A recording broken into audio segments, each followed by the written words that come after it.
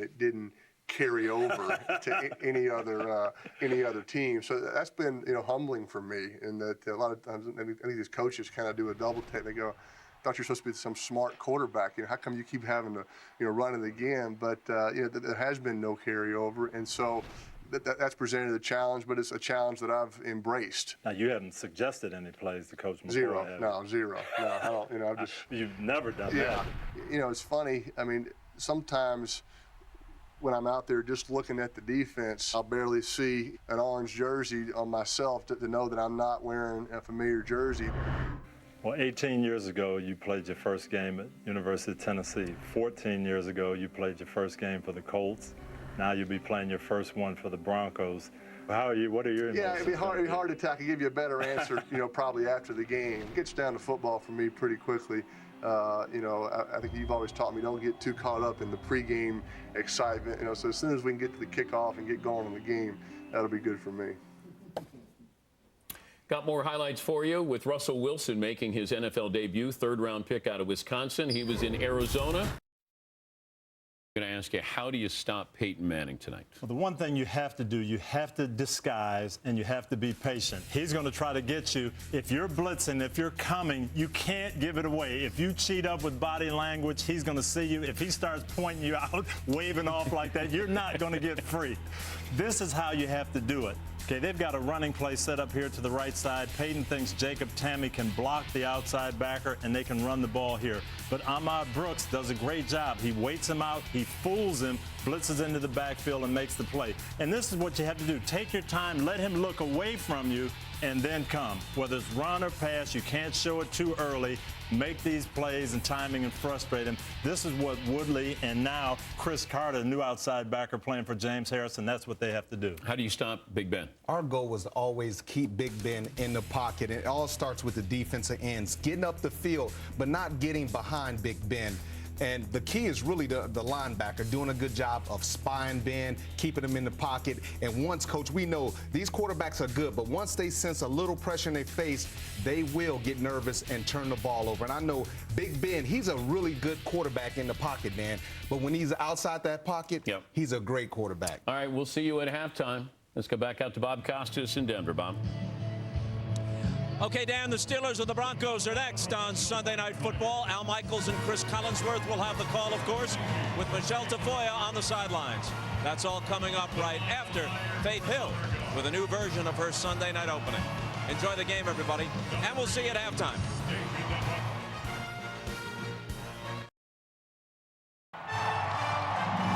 To remember an opener with more buzz than this one in Denver tonight. The Broncos host the Steelers in the season debut of Sunday Night Football.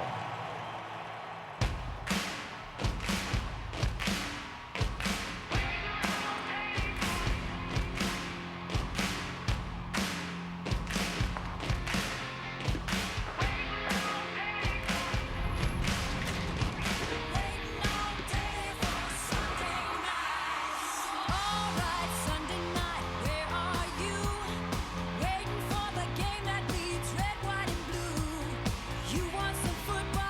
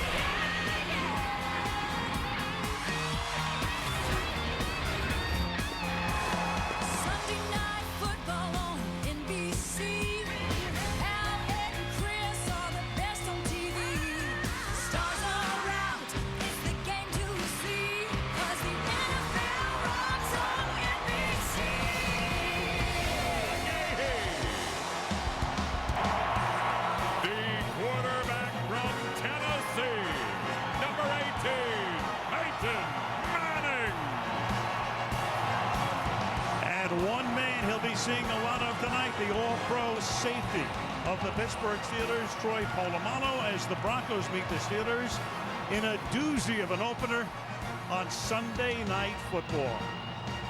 Al Michaels, Chris Collinsworth, Michelle Tafoya, welcome to Denver, where Tebow mania has been supplanted by Manning mania. You know the story. Peyton, 14 seasons with the Colts, has undergone 4 neck surgeries in the last year and a half. Hasn't played a game in 20 months, and here he goes tonight in his Broncos debut against the Pittsburgh Steelers, who come off a year in which they went 12-4, had the #1 ranked defense in the league, were shocked here in the wild card game by Denver and Tebow last January. They made a lot of changes during the offseason, but once again, a legitimate Super Bowl contender. Chris, here we go. Peyton Manning, we watched him in practice the other day. You watched him in preseason, talked to him at length. What do you expect tonight? He looked pretty good to me, Alex, so we'll see. But you have to wonder what's going through his mind. 4 neck procedures, a new team, a new city, the Steelers defense, which was ranked #1 in the NFL a season ago. And it means so much to him. You can just feel it when you talk to him, but it's not going to be easy for Peyton Manning tonight. I've got butterflies for him. He goes against the Pittsburgh Steelers. As I say, a lot of changes, but once again, a team that figures very much to be there at the end this year. Yeah, and I'm interested to see what their offense is going to look like. You know, they have Ben Roethlisberger and some of the best wide receivers in the game, and yet you get the feeling they want to go back to some of their old Pittsburgh Steelers ways and run the football, but they don't have Rashard Mendenhall tonight, so is that really what they do best? It's Pittsburgh and Denver. What a way to open up the season. Meanwhile, for the Pittsburgh Steelers, one of their problems is the fact that Ryan Clark cannot play at high altitude. For more on that, let's go to Michelle.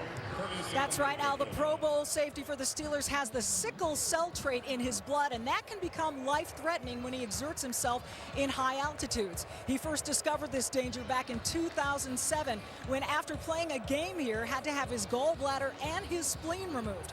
He hasn't played in a game here since, and that includes last season's post-game loss when the Denver Broncos completed 4 deep balls against the Steelers secondary. Now, not surprisingly, Peyton Manning calls Clark's absence tonight, quote, significant. But Clark told me he plans to contribute tonight. He wants to be an extra set of eyeballs on the sideline for his teammates. And Al also out tonight. Steelers Pro Bowl linebacker James Harrison will miss the game. He is still nursing a left knee injury, Al. All right, thank you, Michelle. Also, Rashard Mendenhall. A very special night on a number of levels. Right now, let's join the PA announcer, Alan Roach, for the coin toss. Okay, we're lined up right. Denver has won the toss, and they will receive this way. Gentlemen, let's have a good game. Ladies and gentlemen, please welcome tonight's honorary captain, winner of 5 medals overall, including 4 gold at the London Olympics, Colorado's own Missy Franklin.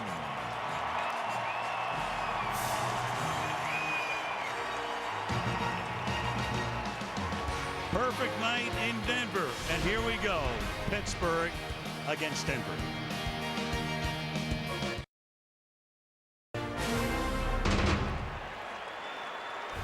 Mike Tomlin turned 40 years old in March. He is in his 6th season as the head coach of the Pittsburgh Steelers. He's taken them to 2 Super Bowls, winning 1. And his opposite number is John Fox in his 2nd year as the Broncos head coach after 9 seasons as the head coach of the Carolina Panthers. Took them to 1 Super Bowl, which they lost to New England in a thriller. Broncos won the toss. They elect to receive. That means we will see Manning immediately. And on this hot night in Denver with the temperature in the mid-80s, the crowd already in an uproar.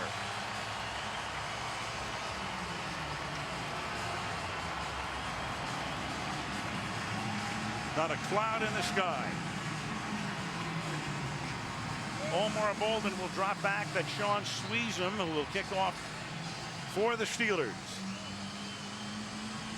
And Al, you just wonder, will they come right out with the no-huddle offense? We've talked to several of the Broncos players. It's hot tonight. Of course, you got the thin air, your opening night, where a lot of times you're not in the absolute best shape that you could be in.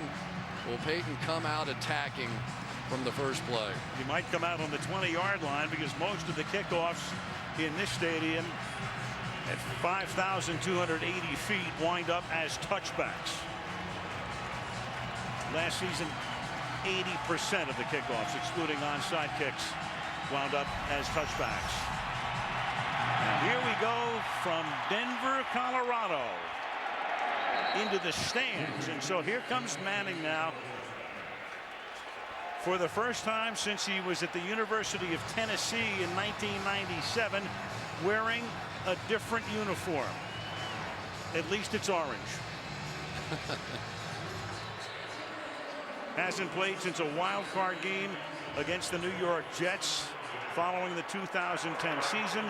The 4 neck procedures, and away we go with the Manning era in Denver. Willis McGahee is his running back. And Manning's first play is a simple handoff, and McGahee picks up 5 as he takes it up to the 25-yard line, tackled there by Ike Taylor. Peyton visited Denver. He visited Arizona and Tennessee. And then the 49ers and Dolphins visited him. And a lot had to do with the fact that John Elway is here running the show in Denver, which brings him to the Rocky Mountains.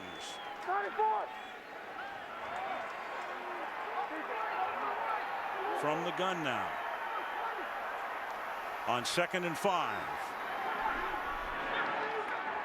Manning's first pass as a Bronco. Right on the money to Eric Decker. And a first down up to the 38-yard line. Decker and Thomas are his key wideouts, and also Brandon Stokely has come aboard as well, his former teammate from Indy. The thing that stuck out to me most was watching the protection of the Denver Broncos. They have been almost perfect during the course of preseason, and you should see them practice it, going over every little detail. And you knew the Steelers were going to come test them early. First one they answered correctly. It's like they're guarding a museum piece. No doubt. Here's a fullback. That's Chris Gronkowski. And a gain of 3 for McGahee. And let's take a look at the Broncos starters. Peyton Manning, University of Tennessee. Willis McGahee, Miami. Demarius Thomas, Georgia Tech. Eric Decker, Minnesota. Joel Dreesen, Colorado State. Jacob Tamme, Kentucky. Ryan Clady, Boise State. Zane Beatles, Utah. Go Utes. J.D. Walton, Baylor. Manny Ramirez, Texas Tech. Orlando Franklin, the U, by way of Toronto, Canada. And Tamme provides another link to the past. Played with him with the Colts a couple of years back. On 2nd down and 7 now. Manning from the pocket throws into a lot of traffic. Tried to jam it in there to Dreesen, who gets double covered. And the pass is incomplete. It'll be 3rd down and 7. Dreesen coming over from the Texans. Well, one of the problems with safety Ryan Clark being out is you end up seeing Troy Polamalu in a lot more deep coverage.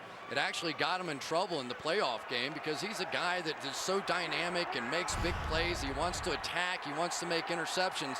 And sometimes just sitting back and being the free safety can be a bit of a struggle. That's much more of Ryan Clark's sort of role with this team. 3rd down and 7 now. Manning with time again, slides left and completes it, and that's Brandon Stokely in his 14th season. Taken down by Cortez Allen, and the Broncos have back-to-back first downs. Well, Dick LeBeau, the defensive coordinator, is trying to bring the pressure. Look at all the guys. They're coming right up the middle and trying to get Peyton a little happy feet going. But Brandon Stokely on the outside now, they have been doing this for a long, long time. Isn't it amazing how they can just keep doing it, sort of like Johnny Unitas and Raymond Berry. They almost know what the other one's thinking out there. Timeless from the 50 now.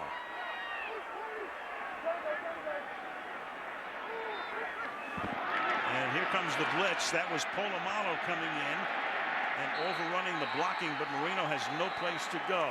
He's the backup back, #1 draft choice from Georgia in 09, but McGahee's #1. Marino coming off an ACL tear is #2. Well, you knew he wasn't going to sit back for very long. Here comes Troy Polamalu, and Stokely may have saved the day, at least from a fumble or a huge collision in the backfield. But when you talk to Dick LeBeau, he said, listen, you cannot sit back and just wait on Peyton Manning. He'll pick you apart. You have to take your shots or the ball is going in the end zone.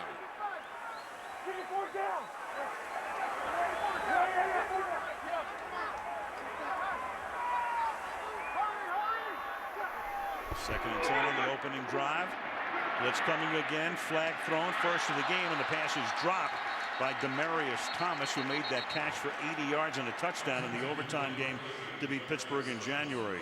Taylor covering, first penalty of the game. Still the replacement officials, Gerald Wright, who's done a lot of officiating in his career, several conferences, even going back to the old Western Athletic Conference, a retired insurance salesman from Albuquerque. Legal formation on the offense. That penalty is declined to 3rd down. Mike McCoy is the offensive coordinator for so many years. We were used to seeing Tom Moore on the sidelines at Indianapolis, sending in, as Tom used to say, concepts. And so McCoy, with part of his system and part of what Peyton feels comfortable in, on the headset to Manning, calling the plays into Peyton's helmet. Moreno stays in the backfield. On 3rd and 10. And Manning will get swallowed up, and that's Larry Foote, number 50, who's been around a long time, 11th year out of Michigan, who gets the sack, and it's 4th down. Well, that time it's no Sean Marino who misses the block. They really had this thing protected pretty well. One-on-one pass protection. He just lowered his head, and that was what cost him. And this is going to sound strange, Al, but sometimes as a quarterback or as a player in the NFL, getting hit for the first time actually is a positive thing because it settles you down a bit. Britton Colquitt is the kicker. Antonio Brown, who had a fantastic year, not only receiving but running back kickoffs and punts. He was the team MVP, and Brown this time stumbles and can't get out of his own way. And the Broncos knock him down at around the 10-yard line. Meanwhile, Ben Roethlisberger is also in the game. We'll see him next. Back to football pep rally in Denver. You had Vance Johnson there. You had Mark Jackson signing autographs, along with Ricky Mateo, part of the old Three Amigos. A couple of Super Bowls. Mendenhall is out, so Redmond is the running back, and here goes Ben Roethlisberger starting his season with a handoff to Redmond, who had a pretty good day here in the playoff game last year after Mendenhall had suffered his knee injury, and he's still recovering from that. So here is Roethlisberger, and the big question is, as Chris talked about it at the top, with Todd Haley coming in and Bruce Arians being let go and now in Indianapolis, there is last year's head coach of the Kansas City Chiefs, and before that at Arizona. He's got a temper, and as Roethlisberger said, he's the only guy that could make Kurt Warner curse. 2nd and 7.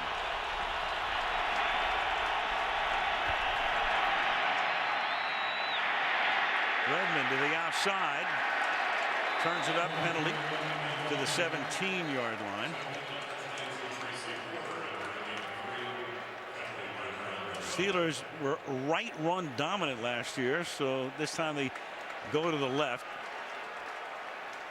Want to become more balanced in that regard. 83 offense. Previous spot. Replay, 2nd down. And Heath Miller doesn't like the call. A long-time tight end, 8th year out of Virginia. We've got Heath Miller working on Von Miller right here. And Von Miller, just an outstanding rookie a season ago, 11.5 sacks, and that's going to be a battle all night. They're going to provide extra help on the edges for their tackles because 2 of the best pass rushers in the league in this game for Denver, not only Von Miller, but Elvis Dumervil. Broncos a very healthy team coming in. Not so the Steelers, of course, with Clark out, Harrison out, and Mendenhall out. 2nd and 15 from the 6. And they're on a draw, and this is Redmond. He'll get taken down from behind by Derek Wolfe, their top draft choice out of Cincinnati. Let's meet the Steelers. Ben Roethlisberger, Miami University. Isaac Redmond, Bowie State. Will Johnson, West Virginia. Mike Wallace, O'Para Waller High School. Antonio Brown, Central Michigan. Heath Miller, Virginia. Max Starks, Florida Gators. Willie Colon, Hofstra University. Marquise Pouncey, Florida. Ramon Foster, Tennessee. Marcus Gilbert, University of Florida.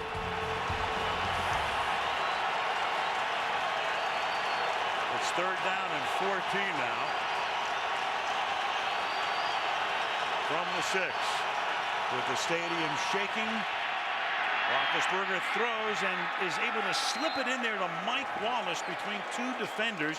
Wallace held out through all of camp, just showed up last week. Hasn't practiced very much, didn't play in a preseason game, and he's very close to a first down. Mike Wallace wasn't touched initially, I don't think. And so he got to get up, but he still was tackled by Tracy Porter, who came over from the Saints before he was able to pick up the first down, it appeared. And they will bring in the chain gang right now.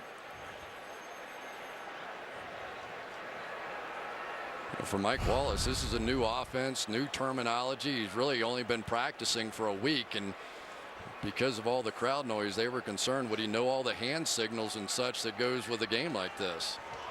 And he's going to be a couple of links short of the first down.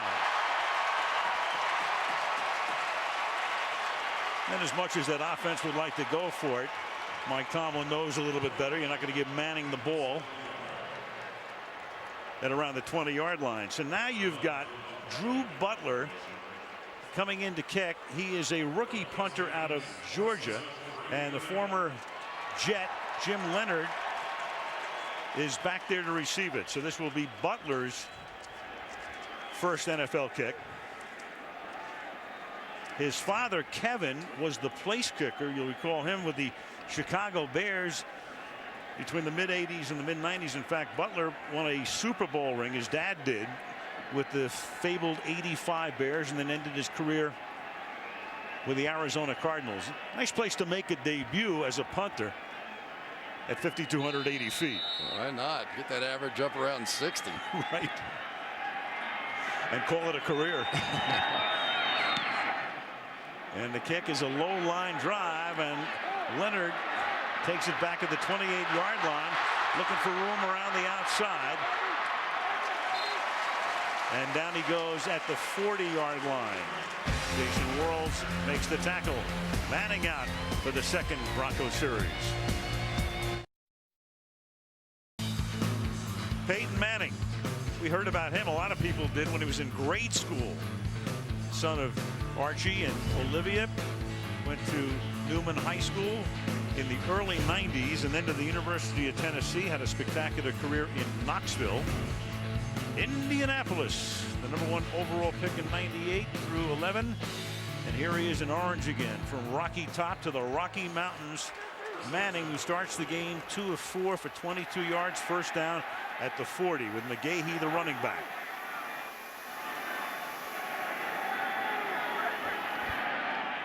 McGahee swinging to the outside.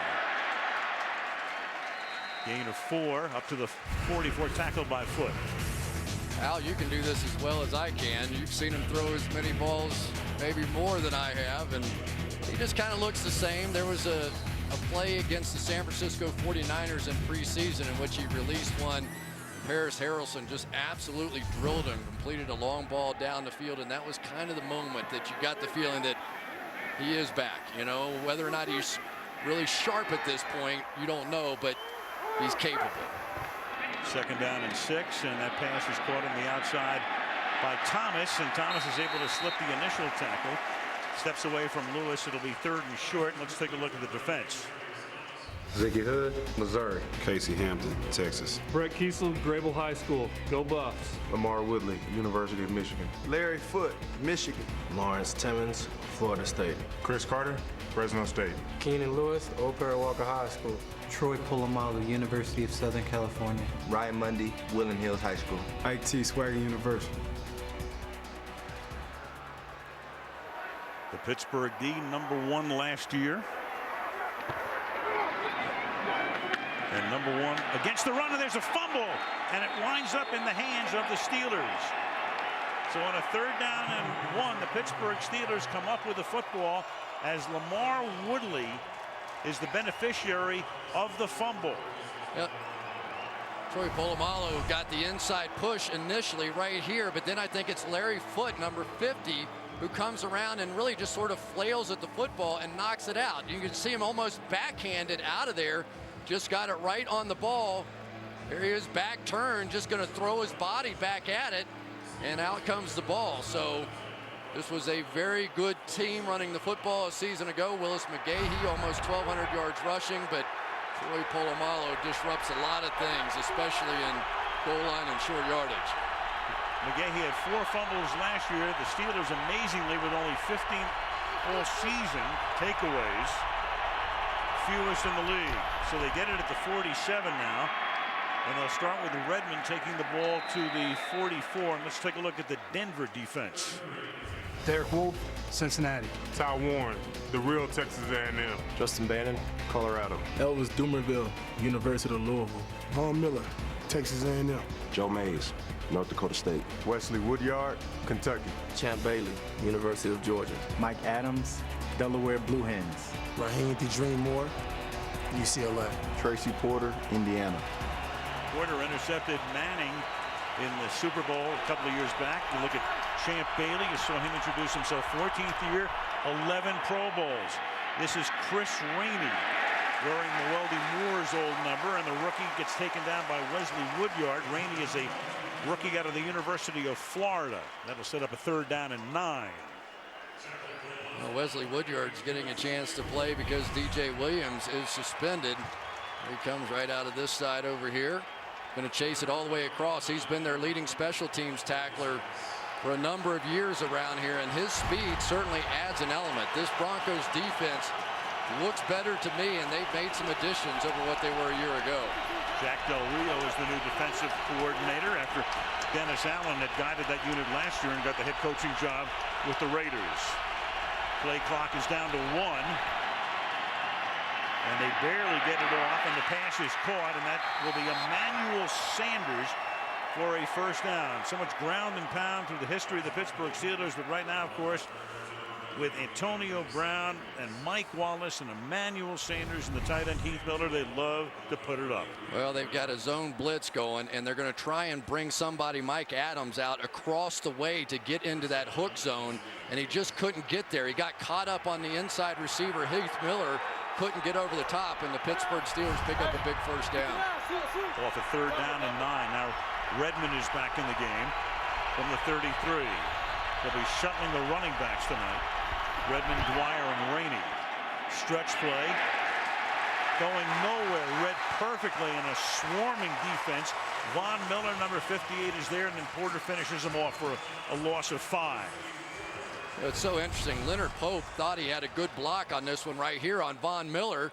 He got him to the outside edge, just let him go by inside. But Von Miller is just so incredibly quick and strong. We were talking to John Fox. He said, I have never had one like this guy. He said when he comes off the edge, of course, you got to deal with his speed all the time. But then all of a sudden he rocks down and blows up tackles right back into the quarterback. They really think they've got a superstar there. Oxygen for Polamalu. They thought so much of Miller out of school. He was the 2nd overall pick in the draft behind only Cam Newton 2 years ago. On 2nd and 15.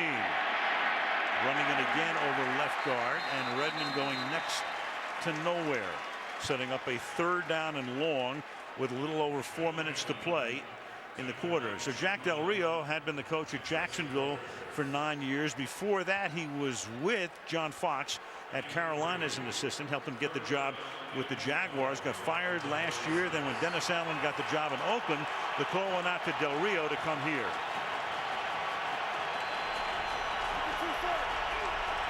Third down and 12.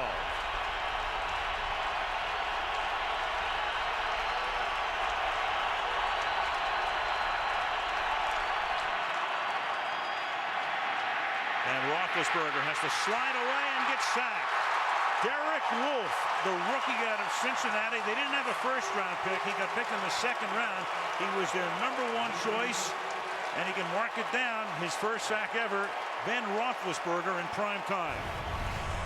Boy, are they going to be happy with this one. A little cross inside with the 2 tackles. And Derek Wolfe, who is as much a run player, but when you watched him on tape coming out of the University of Cincinnati, the thing that impressed you most was just how tenacious the guy was. He never gave up on a play, always hustling, and they really needed some help inside. Denver. That's our first charge. Denver takes a timeout before a 4th down for Pittsburgh. John Elway, shirt and tie, Executive Vice President, Football Operations for the Broncos. Pat Bowlen giving him the keys a couple of years back, and very instrumental, obviously, in getting Manning here in those last 2 years for John. 97 and 98, they won the Super Bowl. Careful right out here, Troy Polamalu. He makes a lot of plays. From the 1-yard line, looking for breathing space. And this is McGahee, whose fumble gave Pittsburgh the ball, but they were only able to net 2 yards total to the 3-yard line. Remember, McGahee was a great star in college, suffered a really gruesome injury in his last college game for the University of Miami. Nonetheless, Buffalo picked him in the first round, sat out that first year, and then 3 years with them, went to Baltimore, was their starting back for 2 years, and then he backed up Ray Rice and then came here. So here is Willis McGahee, 10th year out of the University of Miami and still going very strong in his 30s. 2nd and 8.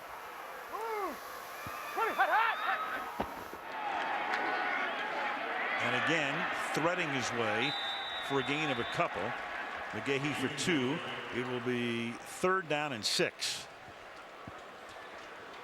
Well, welcome back, Casey Hampton, the big nose tackle. He missed all of preseason, and he is a guy that you're just not going to move him.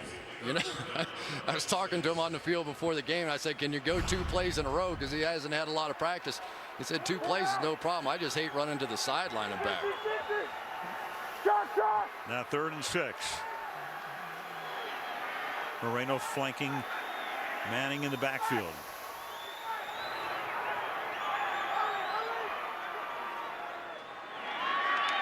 From the end zone, Manning stepping into it and converts, and Stokely breaks a tackle to the 21-yard line, where he's finally hauled down by Polamalu. Only Donald Driver is older than Brandon Stokely playing wide receiver in the NFL, and you can just tell where Peyton Manning wants to go. Number 14's out there. I'm backed up in my end zone. He's going to break a tackle and pick up a 1st down, and that is a big one to get him out of a hole. Getting away from Cortez Allen would have the 1st down anyway. The ball is at the 22-yard line. Numbers for Manning right there, 4 of 6 for 44. Final minute, opening quarter. Fake handoff, and then he, with a flag down, gets sacked by Jason Worrells. So the fake inside handoff, Worrells comes in off the edge, and we'll see about the call here. And of course, it will be declined if it's against Denver. Illegal formation, offense. Players were covered up on the line of scrimmage. That penalty's declined. 2nd down. That mistake's on Peyton Manning. He was sliding his protection away. His back came to this side. They're all going this way, but they came up 1 short. And as a quarterback, you have to know when you don't have that backside protected. He just missed it. That's something that Peyton Manning probably wouldn't miss in mid-season. Maybe still shaking off a little rust. 8-yard sack. Manning's gone down twice in the quarter. 2nd and 18. Moreno is the back. 3 receivers set to the left side. They go 3 by 1. They give it to Moreno. He slips a tackle in the backfield, but then can't get past the 15-yard line. Larry Foote couldn't make the tackle in the backfield, but they stop him shortly thereafter, and that's going to take us to the end of the quarter, unless the Broncos, and here they go, the Broncos go to the line without a huddle, get the play off, going deep and incomplete. Thomas was there, the coverage was there as well. The Bronco bench wants interference, and the clock is stopped with 5 seconds with no flag on a 4th down and 17. And Peyton's saying that he was not off the field. They took a quick snap. One of the Steelers was running off the field, and Peyton was pointing right in that direction, saying he did not get off the field. That should have been a free 5 yards for us. But no flag, and thus they try to catch the Steelers with too many men on the field, don't get the call, and now the quarter will end after the punt here.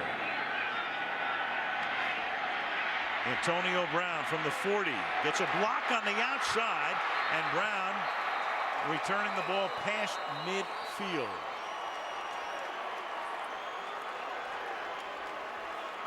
And that will be the end of the first quarter with no score in Denver. Sunday Night Football back after these messages. The quarterback from Tennessee,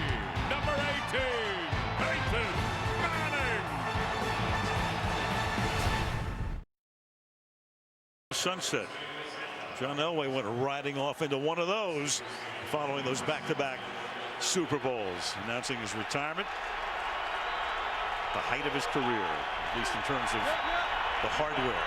Start the second quarter. Al Michaels, Chris Collinsworth, Michelle DeFoyle in Denver. And Roethlisberger will hand it to Brown on an end around. And Brown will take the ball to the 35-yard line. And let's go back to Manning trying to catch the Steelers defense with an extra man on the field. Well, actually, he did. Watch this action right over here. You'll see Steve McClendon right there, just jogging his way off the field. He's right in front of one of the officials, but the official had his back turned to Peyton Manning, probably couldn't see the ball was snapped at that point, so he couldn't make the call. And just to clear it up in terms of the rules, that was a challengeable play. Had they decided to challenge it, but it still would have made it 3rd down and 12. They were coming off a 3rd and 17, would have been a 5-yard penalty. And this is Jonathan Dwyer breaking tackles, and Porter still can't get him down and got him by the face mask, and that's going to cost them extra yardage on a great run by Dwyer, 3rd-year back out of Georgia Tech, 6th-round pick in 2010 in his first carry of the season here. Unbelievable. Justin Bannon had him dead to rights and just couldn't hang on. Holding. 17 offense. 10-yard penalty, spot of the foul. Replay, 2nd down. Instead, it's on Wallace. Looked like they might have gotten a face mask on the other end. Instead, Wallace with the hold to negate the big gain here. All right, Mike Wallace right up here.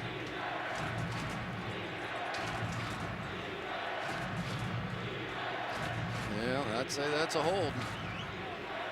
Negates a heck of a play here. Justin Bannon had Dwyer wrapped up in the backfield and just couldn't hold on. But I will say one thing about the Denver Broncos with some of the additions they've made now. Derek Wolfe and Ty Warren getting back and healthy. Justin Bannon in there. Even Robert Ayers, a good run player. This team was horrendous a year ago against the run. Just left gaping holes for middle linebacker Joe Mays to try and make plays in there. Tonight they've been better.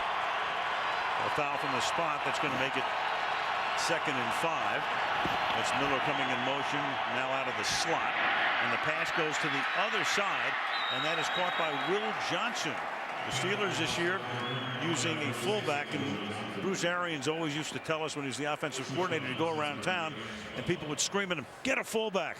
Well, they got a fullback, but they were kind of lucky. David Johnson was sort of their fullback tight end, and this Will Johnson was at a workout with somebody else that they were going to see. Ends up he's timed in the 40. He's under 4.5, and I go, holy cow, let's sign him. And Mike Tomlin said a lot of people are going to take credit for Will Johnson, but it was just luck. From the 21-yard line. Roethlisberger shoots it to the outside. The flag is thrown.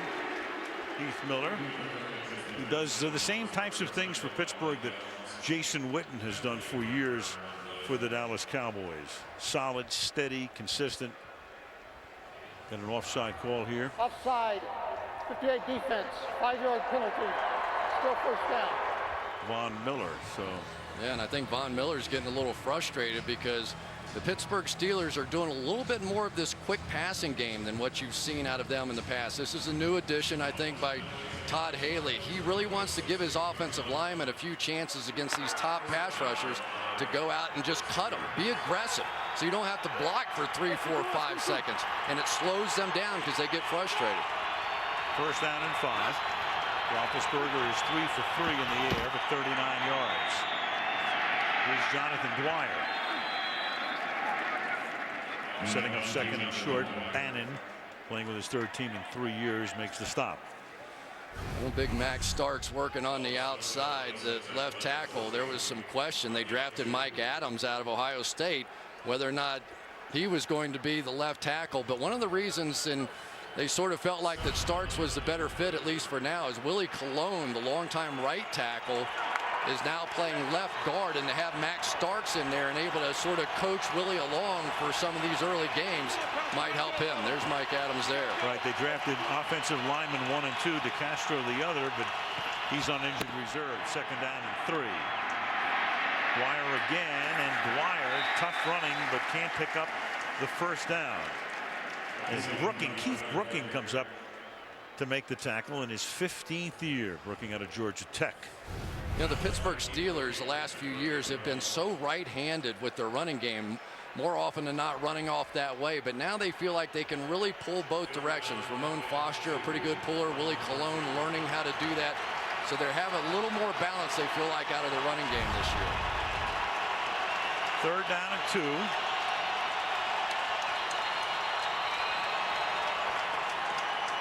And Roethlisberger asks for a timeout. 11.5 to go in a scoreless first half. Eastern and Pacific and 7 Central and Mountain. Right here on NBC. And speaking of the Mountain Time Zone, downtown Denver. Right there after the timeout, it's 3rd down and 2. Chris Rainey, the rookie from Florida, is the running back in this set. From the 13-yard line. And this is Brown on the outside, and he's going to pick up the first down. Antonio Brown to the 9-yard line. Brown out of Central Michigan was a 6th-round draft choice back in 2010, so he was really under the radar. And then last year, over 1,000 yards receiving. Grew up in Miami and then went to North Carolina to prep school. Return yardage over 1,000 yards, and the Steelers named him their most valuable player.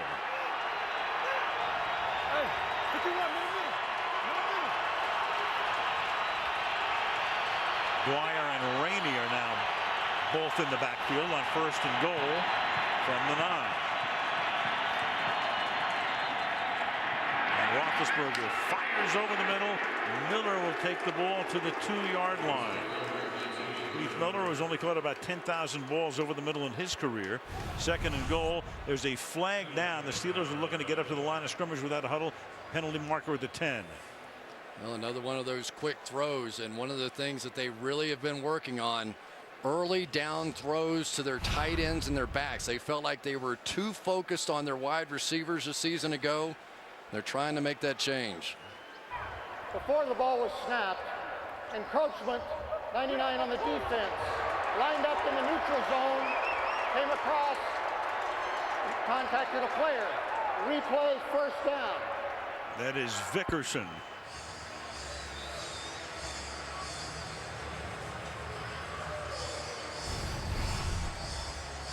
Right here, and once you make contact, well, I don't know that he made contact before that ball was snapped, but either way, it came out about the same way. They just saved it down.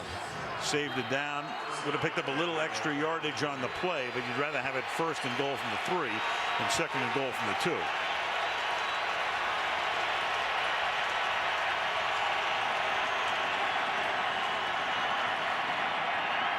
Quick throw, and it's deflected and incomplete.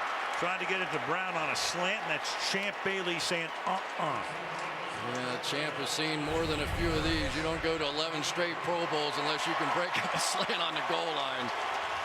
You know, that's just outstanding. The guy is remarkable, and I think what I've admired about Champ Bailey over the years, yes, he's tremendous playing the pass, but that guy will hit you. He plays the edge. He'll make tackles. He deserves his trip to the Hall of Fame when he gets it one day. Involved in one of the biggest one-for-one trades in all of sports history. Clinton Portis and Bailey, Washington to Denver. Portis now retired, and Bailey still ticking. 2nd and goal. And the pass is out of bounds. Miller able to haul it in, but he was out of bounds. Covered by the linebacker, Brooking. And Brooking holding his hamstring as he comes off. What a great play by Ben Roethlisberger. Watch Tracy Porter, the corner, jump this thing. I thought it was going to be a pick 6, and then they had the discipline on the back end of that to still make the play. Keith Brooking, the old veteran, smart enough to stay with Heath Miller, and he was clearly out of bounds. And Brooking has to come out of the game. It's 3rd down and goal now. Dwyer flanks Roethlisberger in the backfield.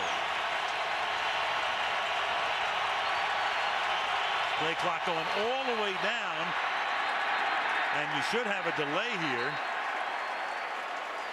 Play clock at 0 before the snap. Timeout, Pittsburgh. That's their 2nd charge. Oh, the crowd hates that, even though Ben did signal for the T and got it. 3rd and goal, we come back. They gave Roethlisberger a timeout, but it should have been delay of the game. You take a look at this. There's the clock, 2-1-0. He calls the timeout. The back judge had already signaled delay of game, but the referee said Ben got it off on time, got the timeout call on time. He didn't. Should have been delay. Instead, it's 3rd down and goal. And that pass is deflected and incomplete. Knocked away by Tracy Porter, who comes over from New Orleans, intended for Heath Miller, and they'll have to settle for a field goal attempt. It's a bad throw by Ben Roethlisberger. Should have been a walk-in touchdown. Heath Miller's going to swing out wide. They're going to blow the coverage, completely drop Heath Miller. All he had to do is lob it over the top. Easy touchdown.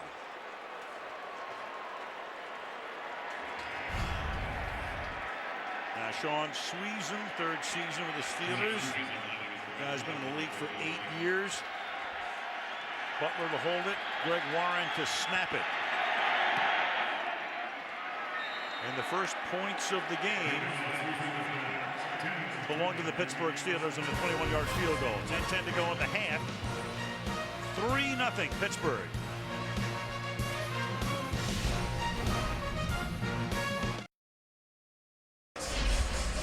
Notable quarterbacks first start, new team. Johnny Unitas, it looks so weird in a San Diego uniform, and he didn't play well. Then Joe Namath went to the LA Rams, and he didn't play well that day either. Joe Montana went from San Francisco to Kansas City and did play well over 2 years. And then Brett Favre went to the Jets from Green Bay and then on to Minnesota. Had a decent start. And here we go with Manning, who tonight is 4 out of 7, as is Roethlisberger. So look at that. You've got identical statistics for the 2 starting quarterbacks at this point. 3-0 Steelers on top. Manning from the 20-yard line.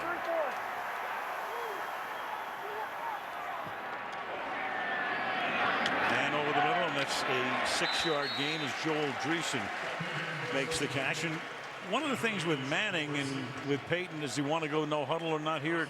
He does. He said in Indianapolis, by the end, though, it got to be more of a muddle than a no huddle. Yeah, they definitely want to pick up the pace in this no huddle and maybe try and wear the Steelers down a bit. Always a good idea.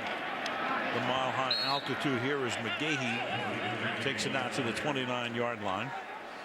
Yeah, I remember playing here on opening day one time. It was 1 o'clock in the afternoon. Probably wasn't any warmer than it is out here tonight. I was so exhausted by the end of the game. I was lying down on the field just trying to catch my breath out there. It is definitely a factor. Yeah, but you still caught 10 passes that day. Attaboy. Third and 1. And that's caught for a first down. Demaryius Thomas makes the catch. Larry Foote making the tackle.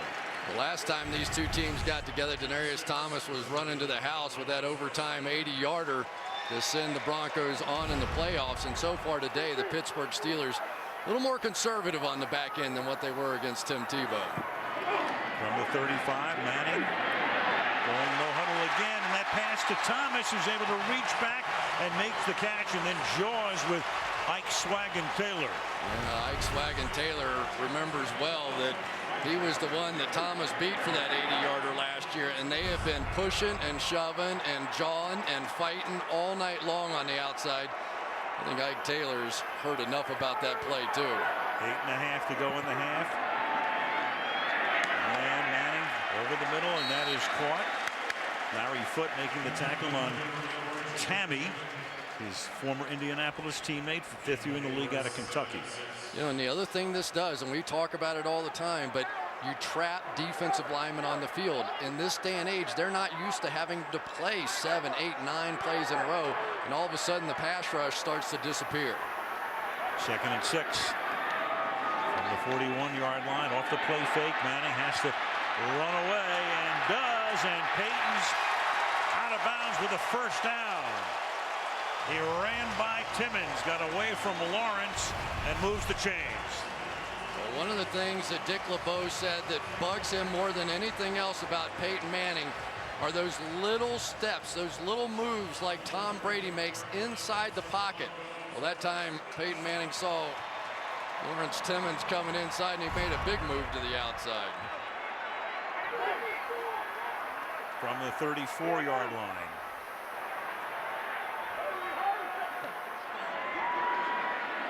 Oh, and Manning's going to get it away, and the pass is going to be dropped. Intended for McGahee, but it was Larry Foote who had him, and he was able to get it away before he was in the grasp.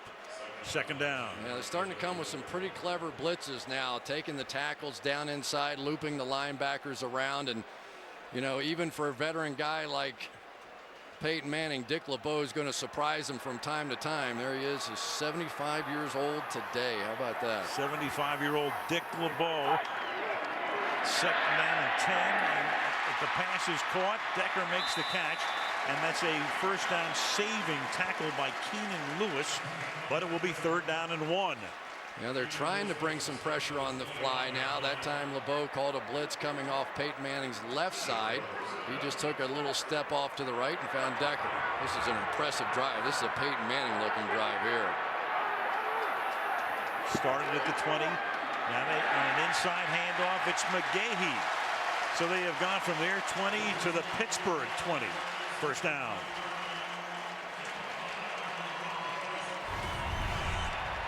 Well, we've seen this one before. A little Indianapolis Colts trap that they used to run all the time. A definite blending of Peyton Manning's offense from Indianapolis and what they do here. All no huddle on the drive. This will be the 10th play of the drive.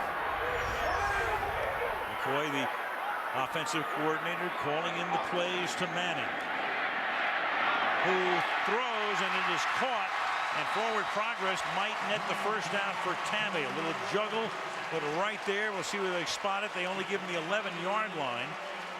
Pressure put on Manning that time, and he's a little short of the first down. Second and 1. Peyton threw that ball way before Tammy came out of his break. It was just, and he actually took a little off of that throw because he threw it so early. From the 11 on second and 1. And they'll run it to the 6. It is McGahee, and it will be first down and goal. He's using Brandon Stokely as his safety blocker over here. See him wave him on. He wants him in here because he smelled the blitz coming off the edge just to make sure he could get that handoff off. Had the ball almost 5 minutes. 12th play of the drive coming up from the 6. Moreno. No shot, Moreno. Touchdown, Denver.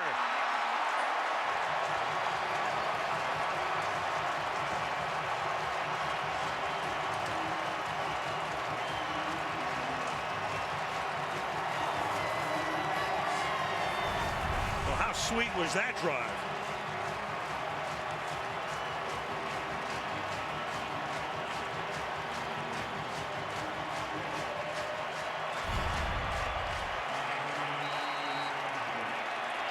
Yards, 12 plays without a huddle. Just vintage, wasn't it? Oof. I mean, it was like going back in time. Matt Prater for the extra point. And the Denver Broncos get their first touchdown of the Manning era. 5:16 left in the half. 7-3 Denver.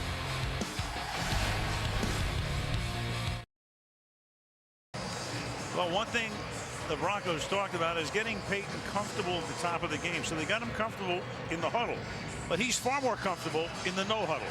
And there are the numbers. Sure looked like it, didn't it? Yeah. 80 yards, no huddle, 7-3. Sanders is back to receive the kick. And Matt Prater with a big leg sends it 7 yards in, and Sanders is going to come out with it and get taken down at the 20-yard line by Omar Bolden. Sunday Night Football brought to you by Papa John's, the official pizza sponsor of the NFL. By Taken 2, October 5th, only in theaters. By Toyota Care, complimentary on every new Toyota. And by the Samsung Galaxy Note 10.1. Note the new way. That's the Duke football, named after the patriarch of the New York Giants, Wellington Mara, for the football of the NFL. Well, they fooled around with changing it this year, didn't they? With the laces. Put some synthetic laces in there, and the receivers around the league said it's cutting my hands. So they went back to the old football. Good. From the 21 on first down. Roethlisberger starts with an inside handoff and a 2-yard gain for Isaac Redmond up to the 23-yard line. Yeah, it's kind of interesting. Ben Roethlisberger, a guy who comes in here and he idolized Joe Montana. He was a big fan of the 49ers. But he wears number 7 because of John Elway, and a lot of comparisons of his game to the way John Elway played. And he said that's a great honor for him. 2nd and 8.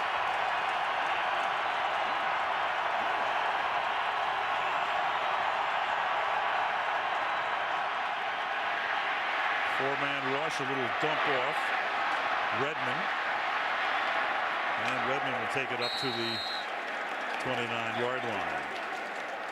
3rd and short. Todd Haley's going to love that play. That is the one thing, if he's been trying to change Ben Roethlisberger a little bit, is he wants him going through his progressions. In other words, know where that check down is.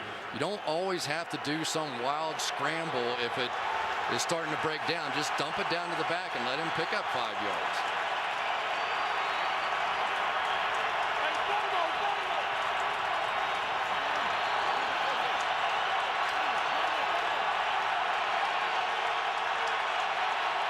Changing the call before a deafening throng on 3rd and 3. They keep it on the ground and swing it to the outside, and getting the first down with good, tough, smart running is Redmond, tackled by Woodyard.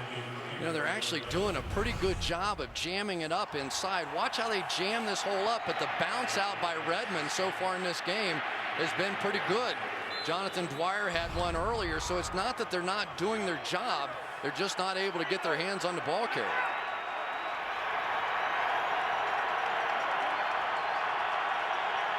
.3:15 to the half.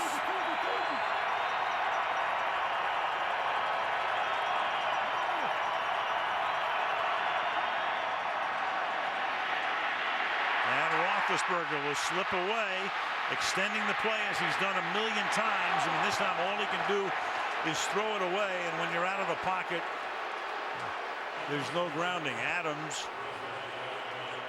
chasing him down.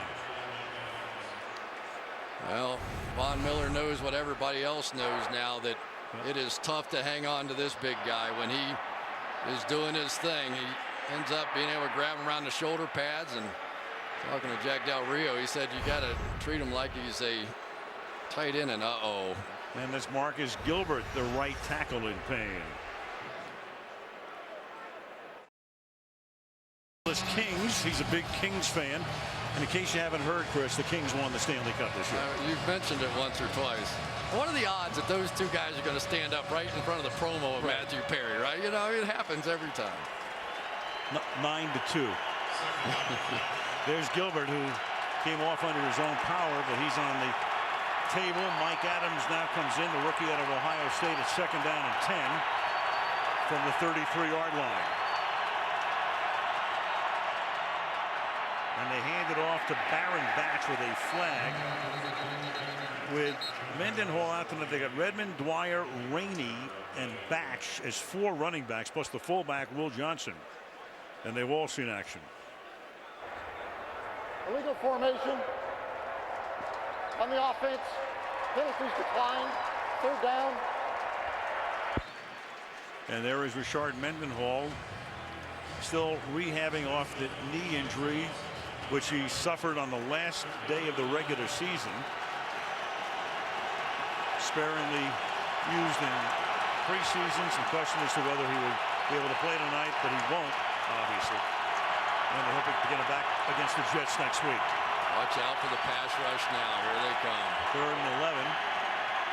But the line does a really good job, and the catch is made by Antonio Brown, who gets free for a big first down at the Denver 45-yard line. 23 yards on a 3rd and long. Well, Mike Adams is going to get some help over here from Heath Miller, and that meant that Max Starks on the other side had to hold up one-on-one against Elvis Dumerville, and he did a fantastic job. Max Starks is what gave Ben Roethlisberger time to make that throw. From the 44.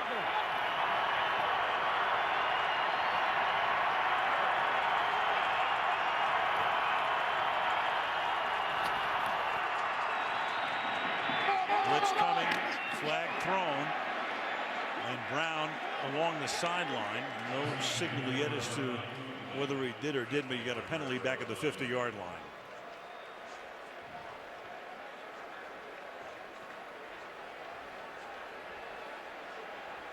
Two ticks before the 2-minute warning.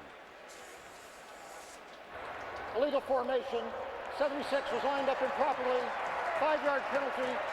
3 plays first down. And that's the rookie Mike Adams who just came into the game. Well, Mike Adams knew he wasn't going to get any help that time. Heath Miller released on the route, so he tried to sneak an extra step off the ball right here. And the replacement referee said, not on my watch.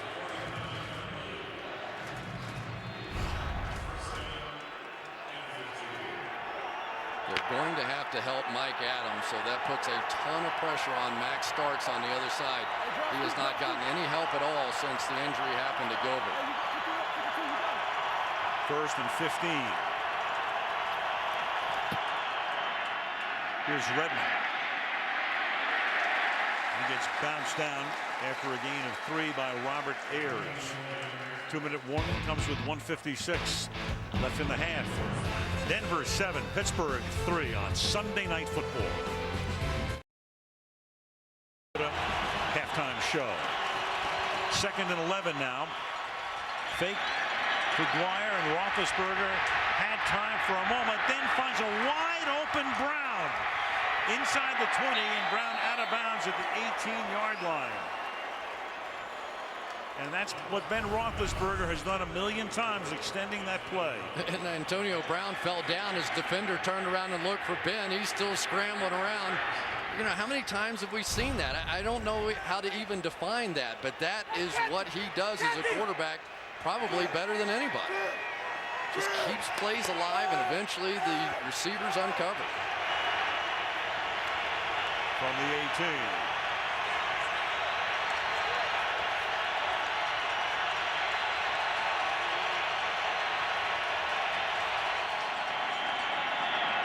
Dwyer running him to the left again, taken down to the 16. Steelers have one timeout. Talking to Antonio Brown yesterday and talking about when Roethlisberger extends the play, we go, what do you do? He said, well, if I'm short, I have a short pattern, I go long. If I go long, I come back to him. And what did Champ Bailey say? He said, I hate it with a passion when he does that. Yeah. So you can have perfect coverage and still give up a touchdown. 2nd and 8.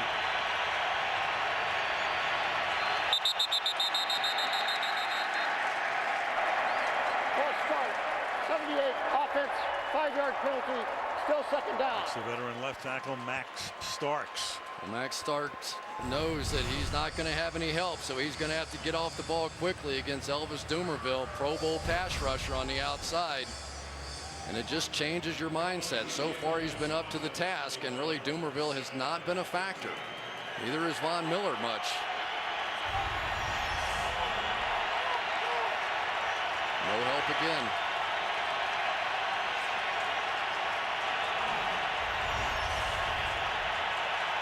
Second down and 13.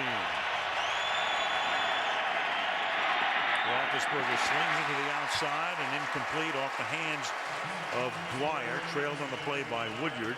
3rd and long. Now, we have seen a lot of these quick throws, and I think due in large part now to the fact that Gilbert's out and they're having to play Mike Adams, and they don't want to sit there and wait all day for the pass rushers to get in. On the other side, Mike Adams, just by having the body outside, gives him some help. 3rd and 13. Send Wallace wide to the right, send Brown over there with him. And Roethlisberger looking the other way, now looking down the middle, now looking left again. Throws, caught at the 4-yard line, and he does it again. Sanders makes the catch, tackled there by Porter. It'll be 1st and goal. He's getting him up, getting him ready to clock it, but you add the pump fake that Roethlisberger does to all the movement and buying time. I don't know how you defend it. 1st and goal. And Chris, we were talking about it, and here it comes to fruition again. Haley comes in as the coordinator, and people say, well, how are these two guys going to get along? Will he change them? Will they go back to more of a ground attack. And Ben says, hey, you know what? I got to be me. And that's me right there. That's a whole lot of Ben. But you see that pump fake, which just freezes defenders. It's remarkable that he can hold on to the ball when he slings it that hard, and then he just pulls it down and throws it the other direction. Second and goal.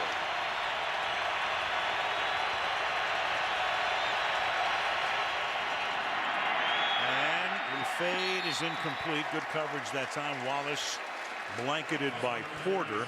It'll be third down and goal. Yeah, they tried Champ Bailey last time, so this time they go after Tracy Porter on the other side. And you just wonder how many of these throws Ben and Mike Wallace have had. He's only been there for a week.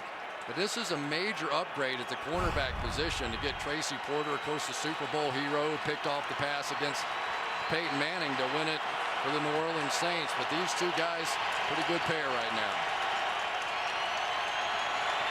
32 seconds, third and goal.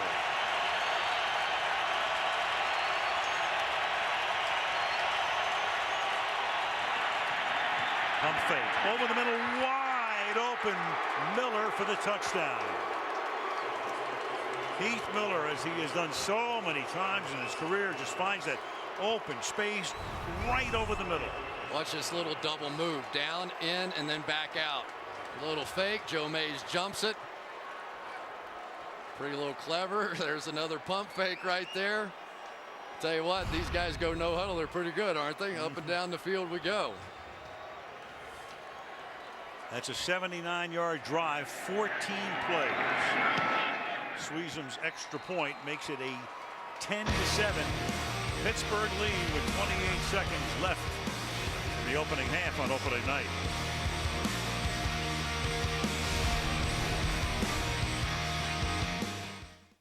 Bob.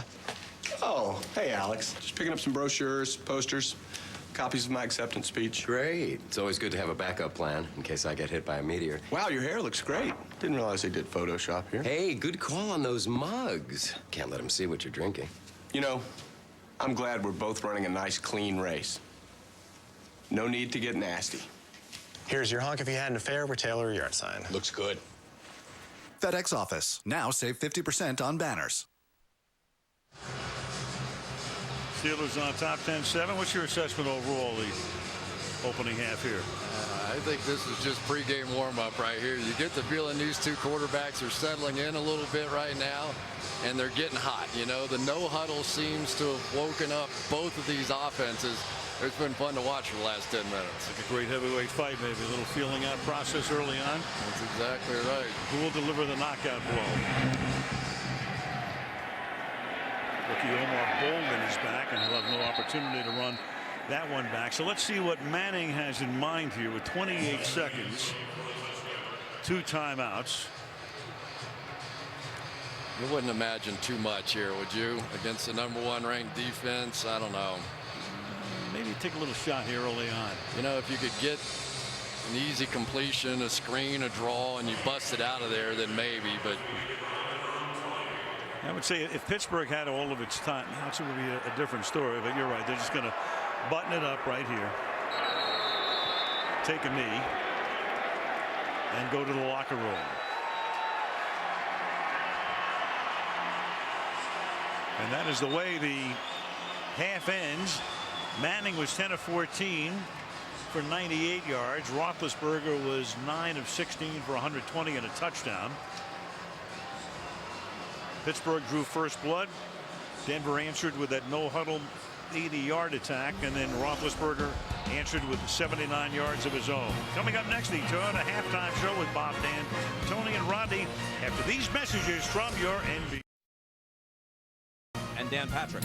All right, Bob, with Tony Dungy, Rodney Harrison. You coached Peyton Manning for 7 years. What do you think of the offensive game plan here in Denver? Well, I know John Fox is a defensive coach and likes running game and all that, but don't wait 20 minutes to let Peyton be Peyton.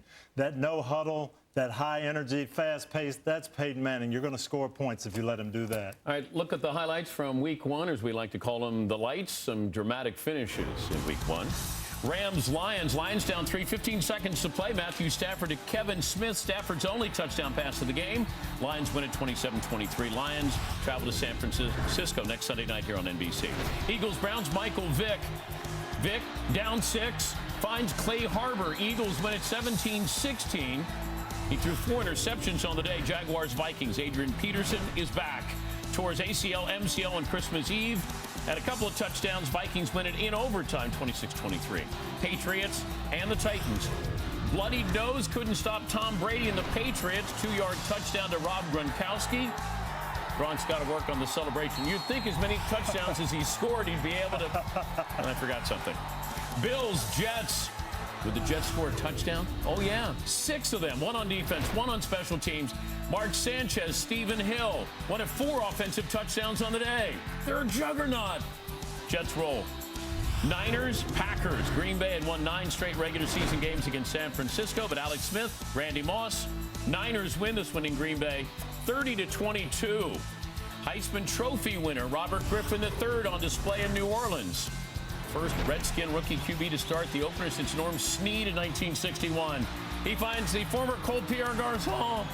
RG3, best seat in the house. Redskins win it 40-32. You can see all of your highlights, sports news in 20 minutes every morning. NBC Sports Network starting at 6 a.m. Eastern. All right, what'd you take away from Robert Griffin III, Tony? Well, Griffin is smart. He's mobile, and he's got a strong arm. The same qualities John Elway had as a young man, and he's running the same offense. So we're going to get the same results. A lot of big plays from him. And I was really surprised the statement that the 49ers made coming into Lambeau Field on the road in a hostile environment and winning the football game. But I was also surprised the way they dominated Aaron Rodgers, forcing him into the key interception late in the game. And as you said, Alex Smith outplayed Aaron Rodgers. He looked like the MVP.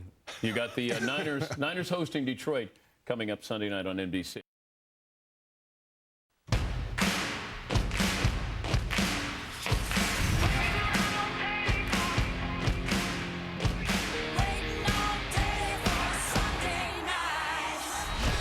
Quarterback from Tennessee, number 18, Peyton Manning. Derek Wolfe, his first sack ever. Ben Roethlisberger in prime time. That's Champ Bailey saying, that's just outstanding. Noshawn Moreno, touchdown Denver. Well, how sweet was that drive?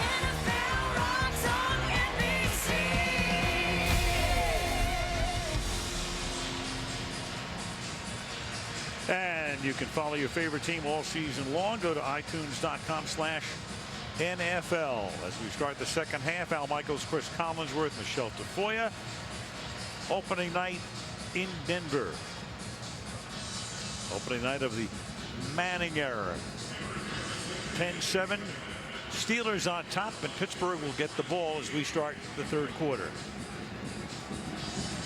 Matt Prater. Send it down toward Chris Rainey.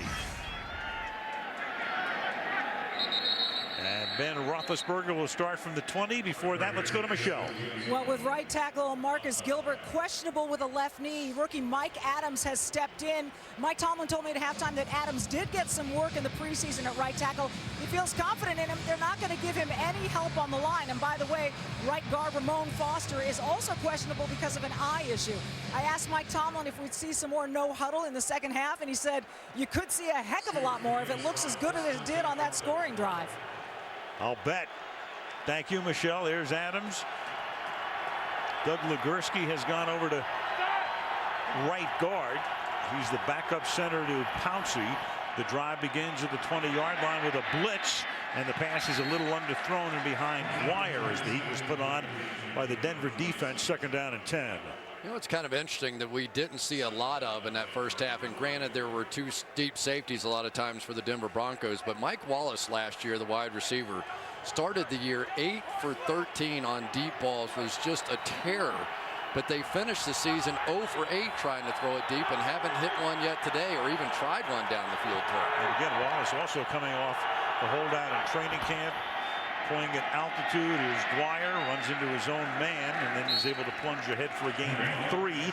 It'll be third down and 7 for the Steelers. You know, and one of the real positives for the Denver Broncos so far is they have pretty effectively shut down the running game of the Pittsburgh Steelers. These big guys, Derek Wolfe, Ty Warren, Justin Bannon inside, have done their job. Now they've got to get off the field on 3rd and 8. This is the moment for the secondary. Yeah, Pittsburgh, as Michelle talked about, with Tomlin saying to her at halftime, you might see more of the no huddle. You're seeing it right here, even though the play clock is going all the way down. Single coverage on Wallace if he wants it.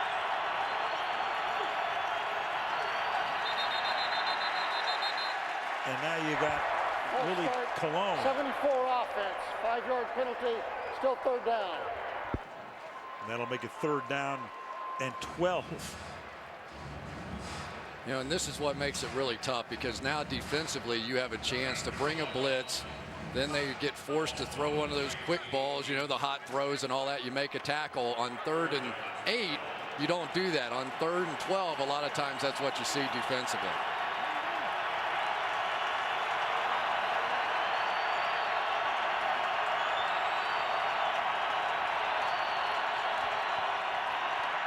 Send 4 over the middle, and the catch is made out at the 33 by Emmanuel Sanders for a 1st down.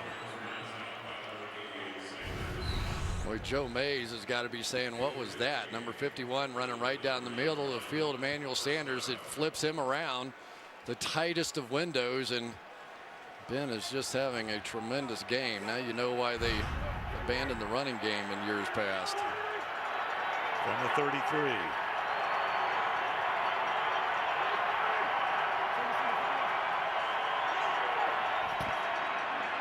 To the ground to Dwyer. And Dwyer out to the 39 as we take a look at Ben's first half. Now they started with a lot of quick throws to try and slow down the pass rush when the Broncos were bringing some pressure. Just get it out of his hands.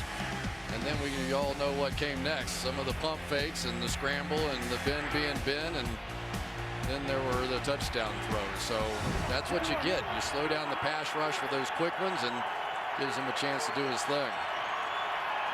2nd down and 5. Blitz again. They pick it up. He goes to Miller. And Miller takes the ball for a 1st down to the Denver 47-yard line. Heath Miller. Great read that time by Ben Roethlisberger. Blitz coming off to his right over here, and they're going to have to try and cover Heath from inside out, and they just can't get there. It looks easy, but when you're a quarterback, to try and figure out exactly where that blitz is coming from and where that next defender is going to come from, pretty tough. Nice play. Blue 30. Blue, there's a... The opening drive of the 2nd half, sliding left, dumping it off underneath. It's complete, but for minimal gain, if anything. Actually a loss as Dwyer gets taken down. Let's call it no gain, line of scrimmage. Well, Max Starks got beat on that one, but he stayed with it just long enough, and Ben was able to help him by escaping out to the outside. Here he is. You're going to see the inside move put on by Robert Ayers. Almost gets there, but then Ben does that little slide to help his tackle out. Again, no huddle, 2nd down and 7. 7th play of the drive coming here. You get some action up front, and now you got a whistle before the snap. You had movement with Legursky and Vickerson. Neutral zone infraction, 99 defense, 5-yard penalty, still 2nd down. 2nd penalty on Vickerson. The 2nd one, and they're trying to get after this offensive line. Right now, the Pittsburgh Steelers have no depth left whatsoever. Doug Legursky's in at right guard for Ramon Foster. And of course, Mike Adams in for Marcus Gilbert. So that's it. They only dress 7. It would have to be a tight end if something were to happen from here. There sits Gilbert on the Pittsburgh sideline. 2nd down and 5. Spread it out. 2 receivers to the left and 3 to Ben's right. And he comes to the left side. It's juggled. It's taken by Redmond. And Redmond is able to get to the 40-yard line where he's tackled by Raheem Moore.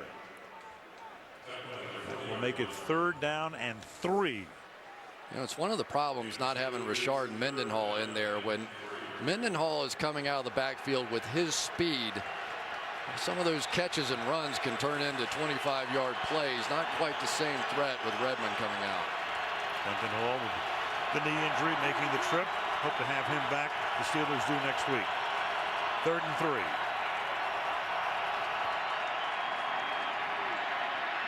Good protection. Now it begins to break down. Now Ben's going to pack it in. He's going to dive. And he's going to come up a little bit short of the first down. They're going to spot it just inside the 38-yard line, which is going to make it 4th down and inches.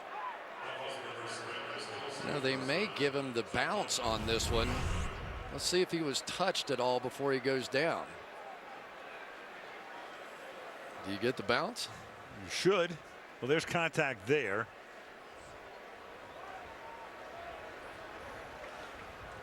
With the naked eye right now, he's a little bit short of the first down. Then what if you're Tomlin?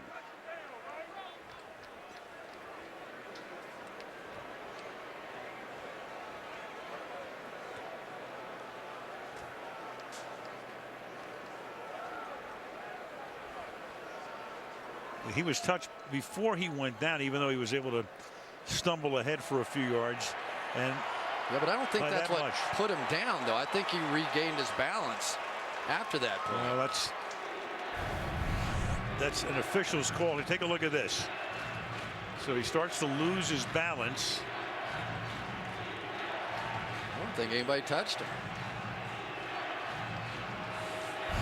You heard, you could read Mike Tomlin's lips. He was saying, let's go.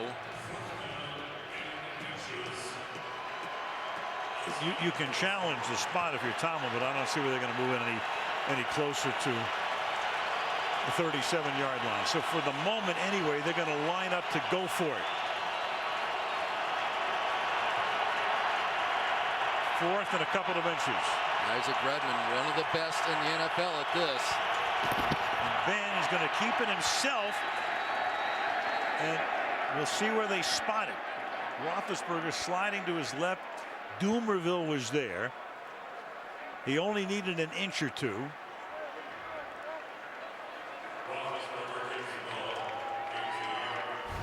And he's clearly got the first down where he put the ball down. The crowd hates the spot. His knees. I didn't see. I'm not sure the ball ever got to the yellow I'm not line. sure either. And again, that's challengeable. He should have gotten the bounce on the prior one by Fox. And got a good one on this one.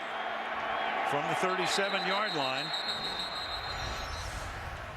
Ball start, 74 offense. 5-yard penalty, still first down. Ton of those tonight. That's Cologne. You know, you wonder if Willie Cologne might be getting a little tired in this thin air here. He hasn't played but one game, and that was at right tackle. And now he's asked to come over here at left guard. And believe me, I know from firsthand experience, this is a tough place on opening day. Easy to wear down. 1st and 15 from the 41.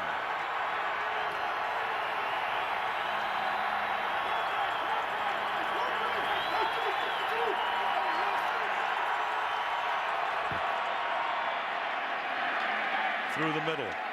Redmond again. Not getting anything going with that running game tonight, again with Mendenhall out. Redmond's been the main guy, but he has carried the ball 9 times for 17 yards, so that's less than 2 yards per tote. It's kind of interesting for me to watch Willie Cologne playing left guard, pulling around on some of those power plays. It's a work in progress for him. 2nd and 12.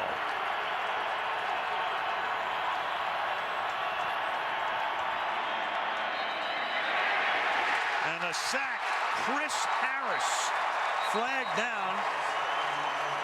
Comes in on the blitz, and he got, I believe, a false start against Pittsburgh. Before the ball was snapped, false start, 84 offense. That penalty is declined. Absolutely. No. It was before the snap. Yeah, before the snap. Right. 5 yards back. Right. They should have been whistled before the snap is what it amounts to. So the play was supposed to have been blown dead, and it looked like a lot of the Steelers offensive linemen on the right-hand side had sort of stopped on the play. Right. Like they had heard the whistle. So that's sometimes you get good penalties. That was a good penalty. John Fox is trying to, he figures the replacement refs, I'll try to decline it even though I can't decline it. Hey, take a shot. Take a look at that. Since 5:16 was left in the first half, Peyton Manning has now been on the sideline for, well, about 45 or 50 minutes, counting halftime. Even Troy Polamalu's hair is dry now. John doesn't look convinced, does he? No. You know, and after that 2-minute drive from Peyton Manning and the Broncos, you're thinking, oh boy, the Steelers defense is worn down, but they've been able to rest now, counting halftime for probably 45 minutes. 2nd and 17. This drive has consumed only 37 yards and has taken almost 7 minutes. And the pass is caught on a slant, and Wallace gets a big chunk of those 17 before he's tackled by Porter. That's going to make it 3rd down and short. It's a good read by Ben again. They bring the blitz off of that side, which means that Mike Wallace had the inside slant to himself. You can see the blitz coming inside there from Raheem Moore. Ben saw it. He's doing a beautiful job reading these blitzes tonight. 3rd down and 4.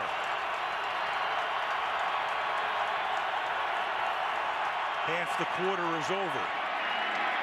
And that's another 1st down as he goes back to Wallace again. Found the open spot. Ball at the 23. 1st and 10. You know, Tracy Porter is going to have to give him so much room. He knows who Mike Wallace is, one of the fastest receivers in the game. And, you know, you just have to back off of him. And if they're willing to throw those little dinky underneath passes to Mike Wallace, it's kind of hard to get up there. Almost may invite him to come up and play some bump and run now. He's much closer here. The 13th play of the drive. Is Roethlisberger gunning it, and it's incomplete for Brown as Mike Adams got a hand in there. You got an Adams on each side of the field, one for Pittsburgh and one for Denver. And Adams, the veteran safety, came from Cleveland last year, breaking it up. Boy, just fractionally behind here, but that's some play. You thought maybe if he could have let him a little bit more, but Ben took a pretty good shot just as he was releasing it. Got a lot on that throw. Nice play by Adams. 2nd down and 10. They're rolled up on these receivers now, not going to give them the freebies. Broncos playing press coverage, and the Steelers keep it on the ground. As this is Dwyer taking it to the 16-yard line. Cologne helped lead the way, pulling with a block. And it's going to set up a key 3rd down. See, here's what happens when you're worried about the speed. You play your safeties back there. So if you're Ben Roethlisberger, you say, okay, fine, I'll bring big Willie Cologne around, run a little power play, pick up about 7. Manning just a spectator for almost an hour now. 3rd and 3.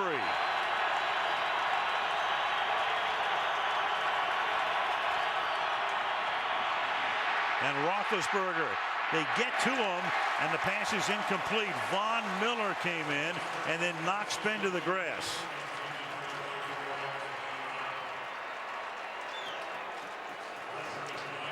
And in comes Sweezum. Well, on that side, you get Elvis Dumerville, who they tried to cut on that play. There was a little bit a strange time to cut. Von Miller, who probably doesn't weigh as much as Ben Roethlisberger, was trying to get him down on the other side. Yeah, but it's 237. Ben's got him by a few. Here comes a 35-yard field goal attempt by Sweezum.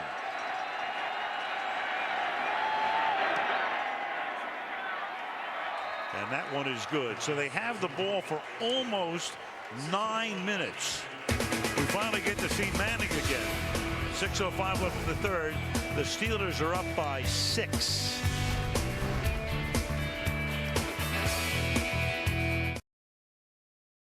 Denver, Colorado on a very warm Sunday night. Temperature today get up into the high 80s. Clear skies, usual full house here. James Harrison again not playing for the Pittsburgh Steelers. Missing him, missing Clark. 5 straight Pro Bowls. Harrison coming back, rehabbing his knee. So they're missing 2 valuable defenders and a couple on offense as well, including Lincoln Boyd. But they have the lead 13-7. And as usual, the kick into the end zone off the goalpost. In a minute or so, and Manning will go back to work. Roy won today in Indiana. He's on top. Tiger is second. Watney and Nicholson the top 4. Now from the 20-yard line, Peyton Manning has not seen the football for 57 minutes. And he takes the snap to the 29-yard line. Eric Decker. He actually took 1 snap before the half, but it was a kneel down. So the last time he took a real snap, almost an hour ago, and Decker comes off limping.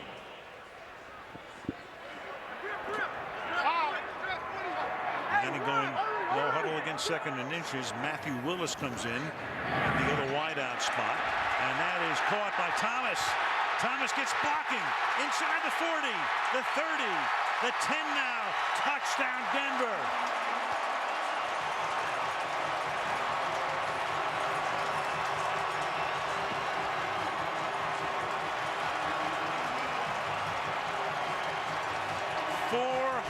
Career touchdowns for Manning, and this one a beauty. Peyton saw the blitz coming. He goes hot to that side. They get blockers out in front, and it is goodbye. And Demaryius Thomas is a nightmare for this Pittsburgh Steelers defense. He himself has made more big plays than the entire league did a season ago. Just beautifully called by Peyton Manning. He saw it, he took advantage of it, and the Broncos are about to go up. Prater for the extra point. So Manning doesn't see the ball for almost an hour, and then in 36 seconds, he gives Denver the lead again. 14-13 Broncos.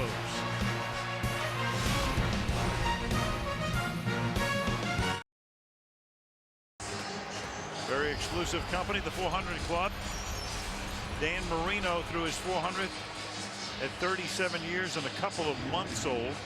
Favre a little before that, he was not quite 37. And Manning 36 and a half roughly.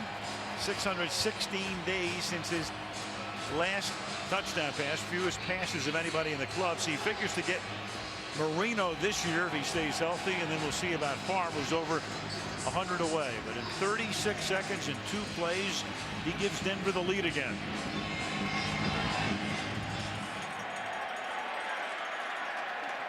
And another touchback, which means Roethlisberger starts again from his 20-yard line when we come back to Denver on Sunday Night Football. Here he comes. What the? Well, well, looks like somebody loves money nearly as much as he loves football. Eli.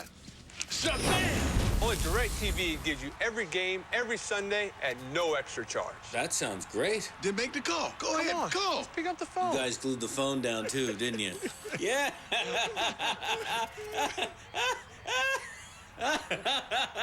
Now NFL Sunday Ticket is included at no extra charge. Call 1-800-DirecTV. We did it. We did it, Roscoe. We're alive. When you use Old Spice Champion, it's like you're the star in a Hollywood film about your own life. As opposed to playing a small bit part in someone else's film. Nana, you're a bigot. I feel like I just ate a blackened gay stew. Wow. The new normal. Sneak preview tomorrow after The Voice here on NBC. Ben Roethlisberger led a 9-minute drive that culminated with a field goal. As you look at the 2 studs on the defense, Dumerville and Miller. And Denver goes 80 yards in 2 plays in 36 seconds. So that Denver D back on the field again. Roethlisberger protected well that time and slings him into traffic, and it is incomplete, intended for Antonio Brown. At the 50-yard line, Raheem Moore was there with the coverage.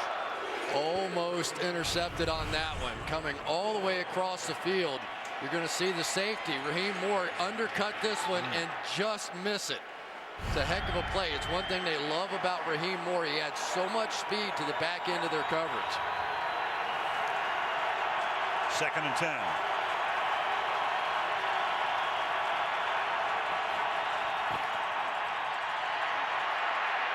And the pass is knocked down again. This time it is Tracy Porter on a pass intended for Emmanuel Sanders. It'll be 3rd and 10 for the Steelers.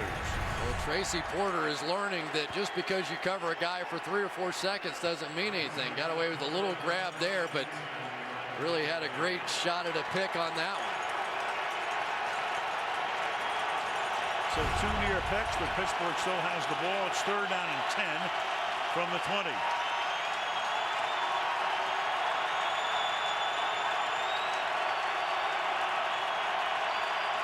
Broncos showing blitz. Here they come when it's up front, and the pass is dropped. Helmet to helmet, though. Sanders right there, and here comes the flag. He got whacked helmet to helmet, and thus the flag comes in. No question about it. And Tomlin comes out to check on Sanders. Raheem Moore, helmet to helmet.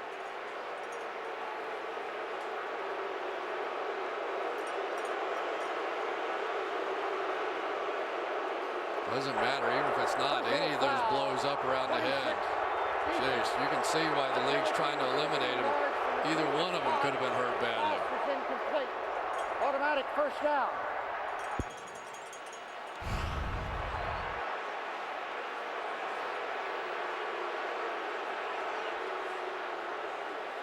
So you miss 2 interceptions that you have great shots for, and then a helmet to helmet. And all of a sudden the drive that would have ended is still alive.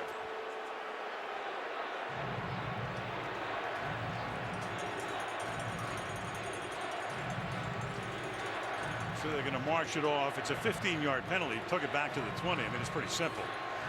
The nose of the ball was at the 20 and moved it to the 35. Crowd booing. I think a lot of them thought it was pass interference that was called. It wasn't. You have more experience in refereeing than they do down there. Beginning to look like it. At the 35.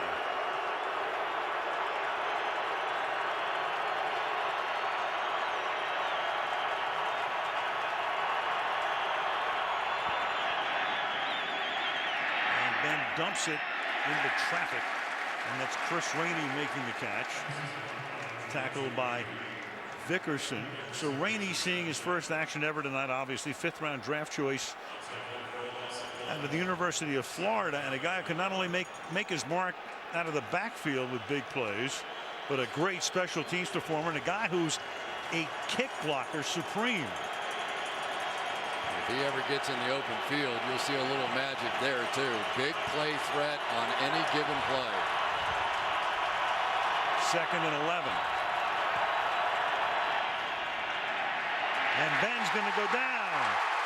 They ran right by Legursky. That's Joe Mays and Chris Harris coming in with the Mile High salute, made famous by Terrell Davis.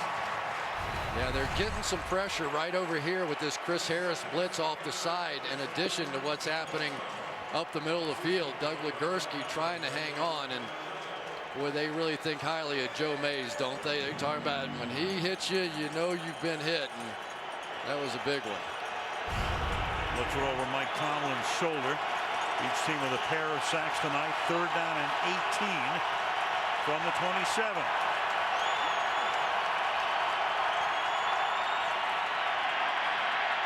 And Roethlisberger throws, and that's going to be a big 1st down to Heath Miller to the 50-yard line. So when in doubt, he goes to that security blanket. He's done it for years. 23 yards. Out and up move, and he is tearing up these linebackers. This time it's Wesley Woodyard who bit on the fake. There was no reason to bite on the fake if he had caught that out. would have been no problem, and Max starks inside fighting for his life, but got it done. Yeah, let him catch the out, so he gains 8 or 9 yards. It's still 4th down. Instead, a first down, gain of 23. Now they give it to Dwyer. Around the corner he goes, and that's going to be a personal foul because it looked like Dumerville grabbed him by the face mask.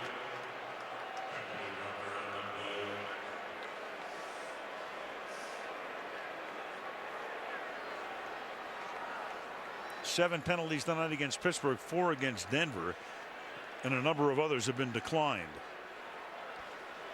Yeah, Personal foul, face mask, the defense, 15 yards from the end of the run, first down. Yeah, the Broncos got away with a face mask on the prior drive against Ben Roethlisberger, but this one's pretty easy to see. And now you have to start to wonder, is Denver's defense, despite the fact that they live and work here, starting to wear down just a little bit? They've been out there forever. Especially so on opening day, and as you can see, the time of possession is 2-1 in favor of the Steelers. Pittsburgh has run 54 plays, and Denver has run only 32. Personal foul will move the ball to the 32-yard line. And this will be the 8th play of this drive.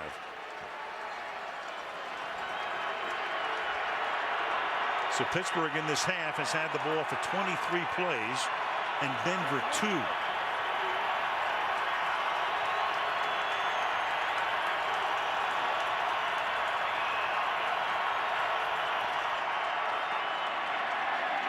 And a shoulder shake. Dwyer then makes the catch. Good tough running, staying in bounds, adding the extra yardage, and he might have a first down by getting to the 22-yard line. Leading rusher in preseason for the Pittsburgh Steelers. You just get the feeling that Jonathan Dwyer is desperate for the opportunity to get a chance to play. Tracy Porter, not known as a very good tackler, showed you exactly why there.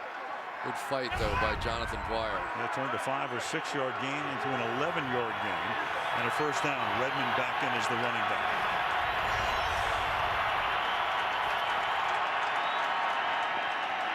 Play action over the middle and incomplete.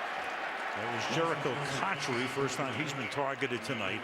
The intended receiver, and Ben says, I missed you. It's on me. Second down. Yeah, but Ben didn't take a shot that time because Isaac Redmond is going to save his quarterback off of that play fake. So many times those running backs don't see that blitzer. Redmond, a nice pickup there. You don't get the completion, but you save your quarterback a shot.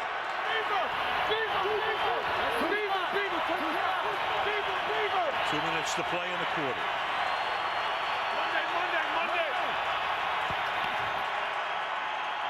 To the ground again on 2nd and long. To the 19-yard line goes Isaac Redmond. Again, really no semblance of a rushing attack, though Dwyer's had a couple of decent runs. Redmond, 10 carries, 21 yards.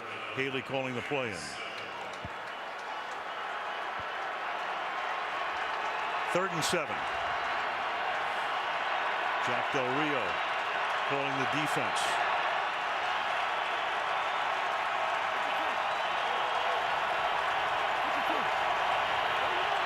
Been great on 3rd down tonight.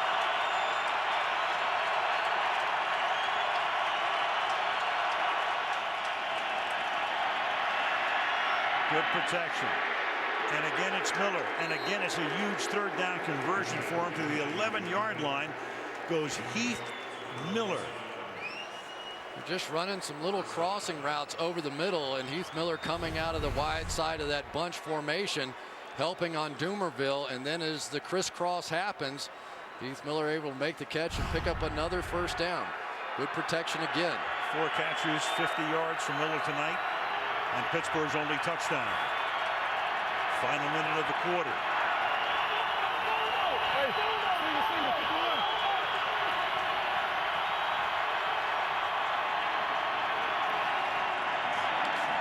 On the ground, inside. Dwyer will break it to the outside, and Dwyer will leap in for the touchdown.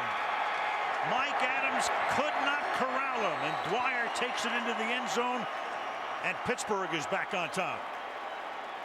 It's amazing how many times today that the Broncos have had this thing locked up inside, and then the backs of the Steelers just bounce it out and around, and there's nobody there to have the contain. That time Mike Adams in position, but Ben Roethlisberger, Peyton Manning, they're starting to look a little unstoppable. Well, look at that knee. The knee looks down. This gets reviewed upstairs. Remember, all scoring plays get reviewed, and when they see this should come back. The previous play is under review. So it's very clear that it's under review, and it's going to wind up back at the 2-yard line. So for the moment, Denver still has the lead.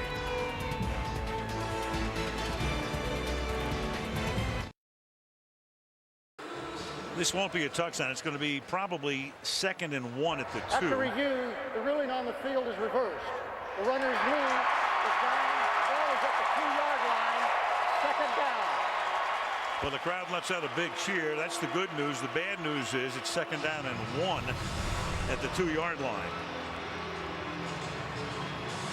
Contact brings him down. Knee down there. Ball at the 2-yard line.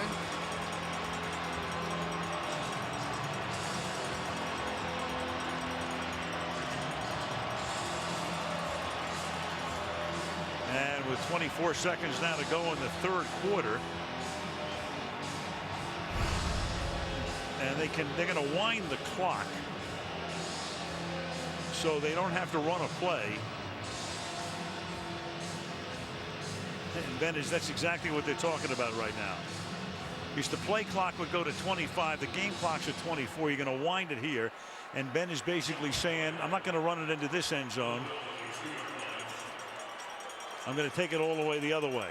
So in the quarter, the Broncos had the ball for 36 seconds. We're going to go to the 4th quarter in Denver. The Broncos are on top. A light moment between Roethlisberger and Bailey. 14-13 Broncos. Sunday Night Football resumes after this. Being brought to you by Geico. 4th quarter begins. Al Michaels, Chris Collinsworth, Michelle Tafoya. 14-13 Denver on top. But look at those statistics for the 3rd quarter. 36 seconds. Denver's had the ball 27 plays to 2. The touchdown was just reversed, but it's 2nd down and 1 from the 2-yard line as we start the final quarter. Chris Rainey is the tailback. They give it to the upback, who's Redmond, and he gets stood up behind the line of scrimmage. That's Von Miller, and that's going to make it 3rd down and a couple. Mike Adams got beat across his face on that one. Just couldn't quite get the inside gap right here. Tried to reach there and just was no way. Kevin Vickerson got in there and made the play on Redmond.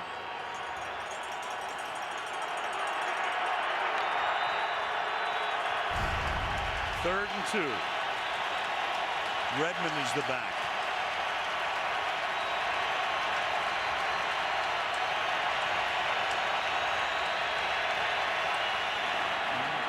Miller going to the corner, and the pass goes to Wallace for the touchdown. They had Wallace outside. They had Miller going to the corner of the end zone, and Pittsburgh does get its touchdown. It was reversed on the call to take the lead again, 19-14, and now they go for 2. What a throw by Ben. Back shoulder on a slant. Tracy Porter could not have covered that any better. It was just absolutely perfectly executed by Ben Roethlisberger. That was the only spot he gets a completion on that one. As I say, go for 2 here to make it a 7-point lead. Sanders flanks wide to the left.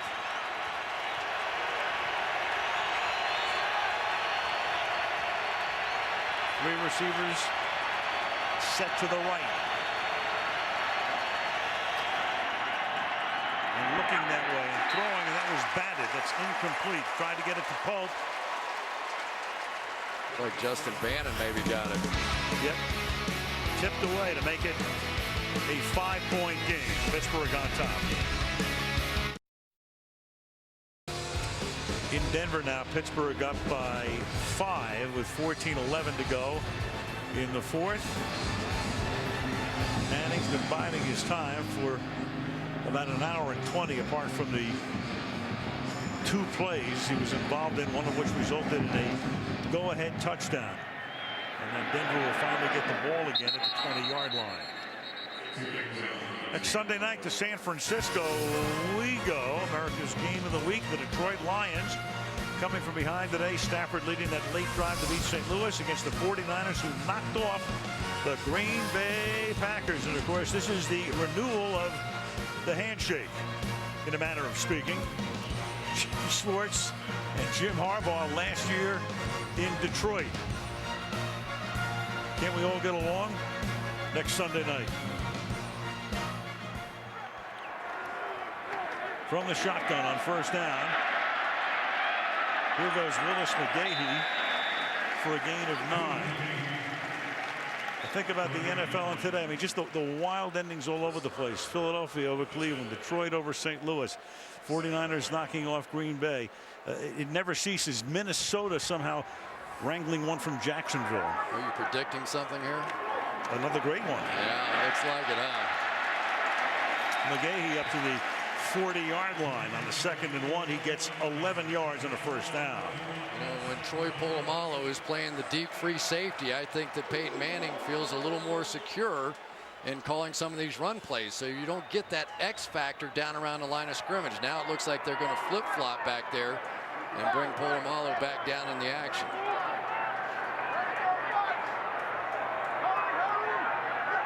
Polamalu now covering the slot receiver. Manning looks to the outside.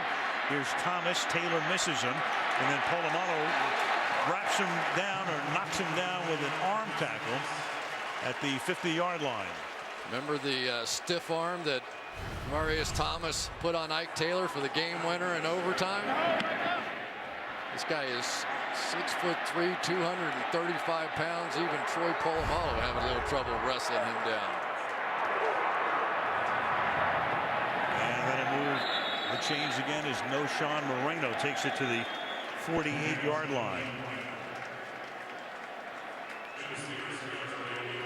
Well, again, you see Troy Polamalu playing back here deep, and so Peyton deciding that's a good time to run it again.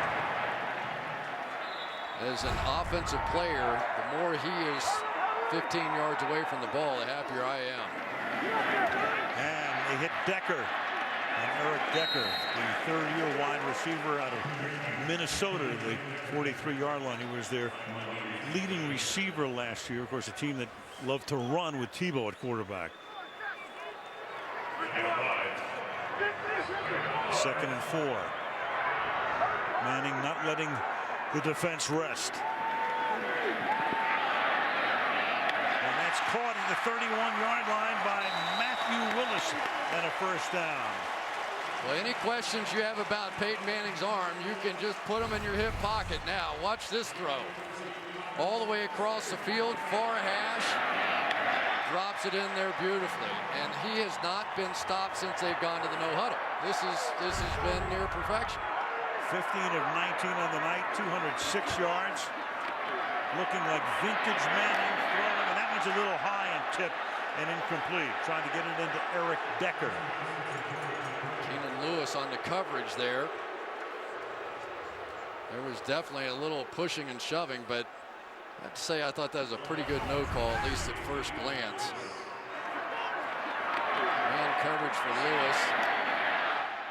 How did it look at second glance? Well, still, I wouldn't call it anything. Getting soft. 2nd and 10. And Manning slings it to the outside. And that is caught, and getting up and trying to get the first down is Jacob Tamme, and he does.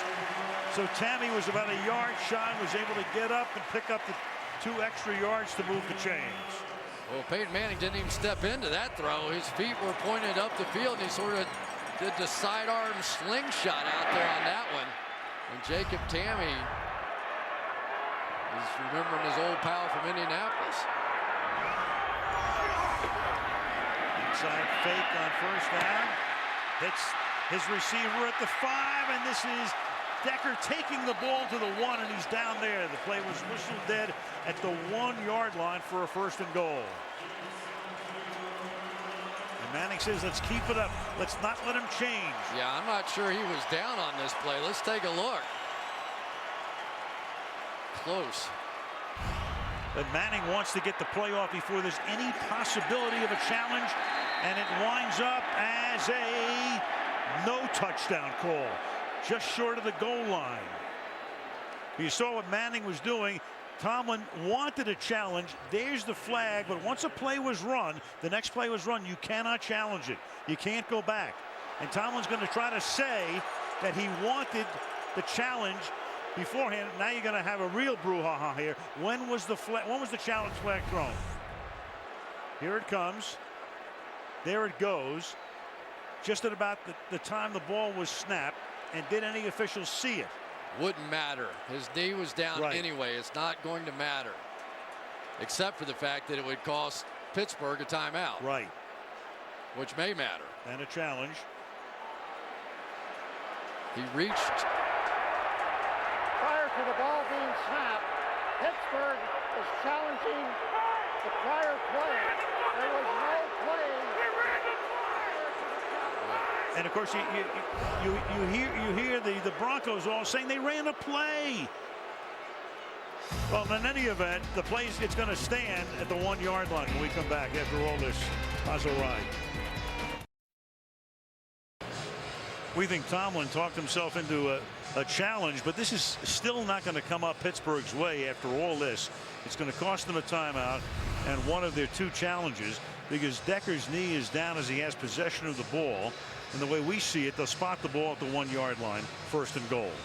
Yeah, and they get first down back because they didn't score the touchdown, so it would have been 2nd down. So there's really no positive that comes out of this for Pittsburgh.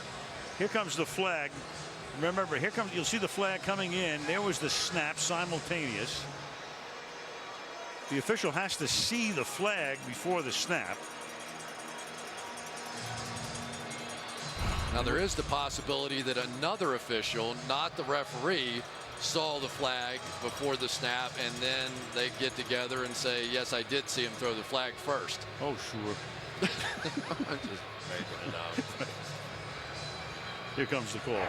After review, the ruling on the field is confirmed. Pittsburgh will be charged a timeout. Be first down on the 1 yard line. So it all turns out in Denver's favor. And John Fox, of course, who was livid, saying, how can he make that call after the fact, winds up as the beneficiary in every way.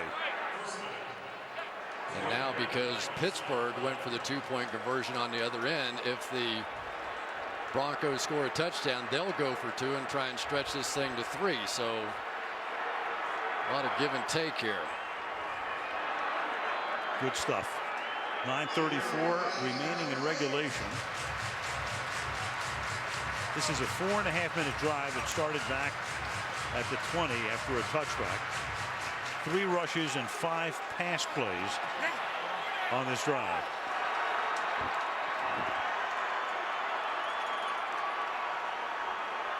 And Manning's going to set up initially in the gun with McGahee right there. But first things first. And the Steelers have really sort of shown they're going to play bump and run man-to-man coverage. And Peyton had time to go walk out and say something to his wideouts. Manning rolling left and throwing. Touchdown. Jacob Tamme, his old Colt teammate.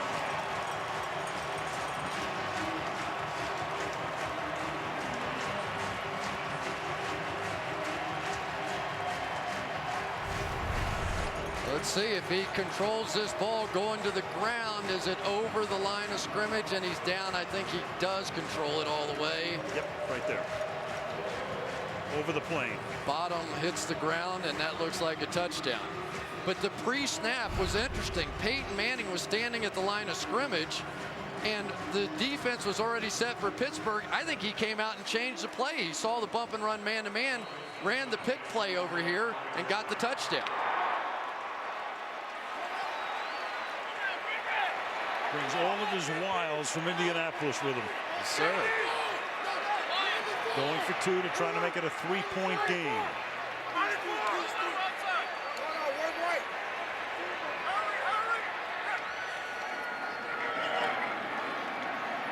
With time. Moving forward, and then it is caught for the conversion. McGahee broke the plane of the goal line, and Manning brings them back again. 9:23 left in regulation. On a wild opening night in Denver.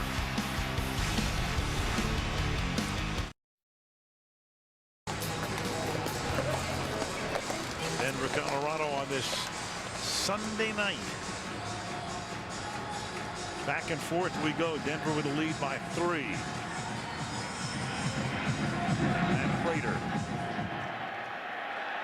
says this one 9 yards in, and Rainey thought about it, wanted to do it, was told not to. Back to the touchdown we go.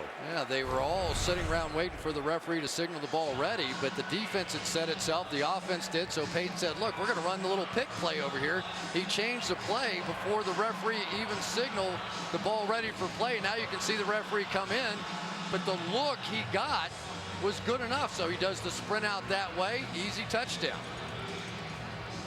Peyton taking advantage of every opportunity, including a slow mark of the ball.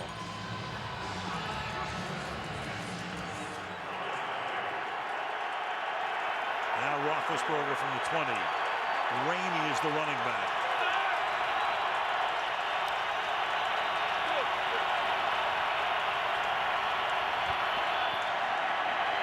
Toss to him. Comes back the other way. And Rainey turns it into a 7-yard gain as he begins this drive by taking it to the 27-yard line. It'll be 2nd down and 3. That was a deliberate play. Marquise Pouncey, the center, started to his right and then's going to circle back around this way. They're going to try and take advantage of Chris Rainey's speed to the outside. Picked up 7. Inside 9 minutes to play.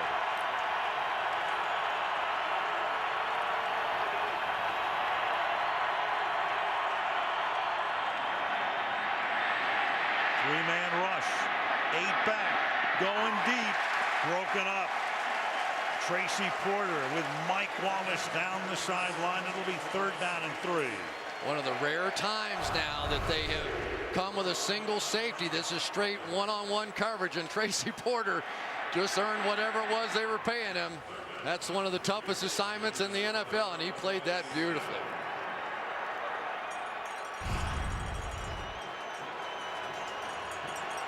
Came over from the Saints as a free agent in the offseason. 3rd and 3.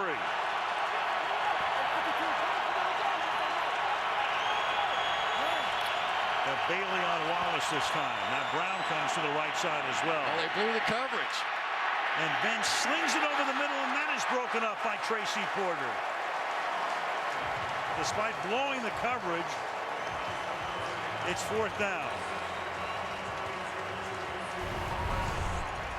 They mix up over here, and they don't cover Mike Wallace running down the middle of the field. They've got him for a touchdown. Ben never saw it. They messed up the switch off, had the freebie, and just missed it. Now the first punt of the half. Butler's punt fielded at the 28-yard line. This is Jim Leonard bringing it back out to the 38-yard line. So Denver with a 3-point lead and the football. 8:18 to go. A new kind of family with the same old issues comes to NBC. Check out the new normal tomorrow after The Voice, and then the series premiere Tuesday night right here on NBC. How do they do that in that skate park? Let's get some future Olympians over there. Man. Back we come to the 37, and it's interesting to see what Denver's going to do on this drive in terms of huddle or no huddle. Here's McGahee. They've had so much success tonight running the typical Manning no huddle. All of their scoring coming off of that, but now at this particular point, you want to begin to use the clock. So maybe it's like it used to be in Indianapolis. They'll go up to the line, but he'll let a lot of the play clock expire. We'll see. I don't know. They've been burying him with this no huddle. He may not want to take his foot off their throat. 2nd and 5, and this time it'll be a 3rd and 2 as McGahee gets taken down by Timmons up at the 45-yard line. It's kind of interesting to me, and I know it hasn't been every time, but it seems like every time Troy Polamalu has been back, Peyton Manning has checked to a run. He's back again. 3rd and 2. And now they hand the ball off, and that's going to be a 1st down with a shoe coming loose by Moreno. No Sean Moreno, the backup, loses his shoe but picks up the 1st down. To the 48-yard line, and Lance Ball, the number 3 back, now comes in, flanking Manning in the gun, ticking down to 7 minutes. Polamalu, middle of the field. And they give it to Ball with a big hole through the middle, and that's going to result in a 1st down. Contingent on the spot as Allen and Polamalu make the tackle. You just lose that X factor in the middle of the field, and he plays like a linebacker. He slices through. He's where you don't expect him to be, and now he's making tackles 10 yards from the line of scrimmage. Now he's coming up from the 41-yard line. See if he throws it off to the right side away from Polamalu here. Oh, here comes Polamalu on a blitz though. And here comes Thomas in to take care of him in case he does. And the handoff going again to Lance Ball, 4th year back out of Maryland. Ran for over 400 yards last year in a reserve role. Al, I'm going to give you your analyst hat. That's exactly what happened. Polamalu was showing blitz, so Demaryius Thomas comes down so that he can't. He's going to come shuffling down here to make sure Polamalu doesn't get there. 2nd down and 8. McGahee back in the game.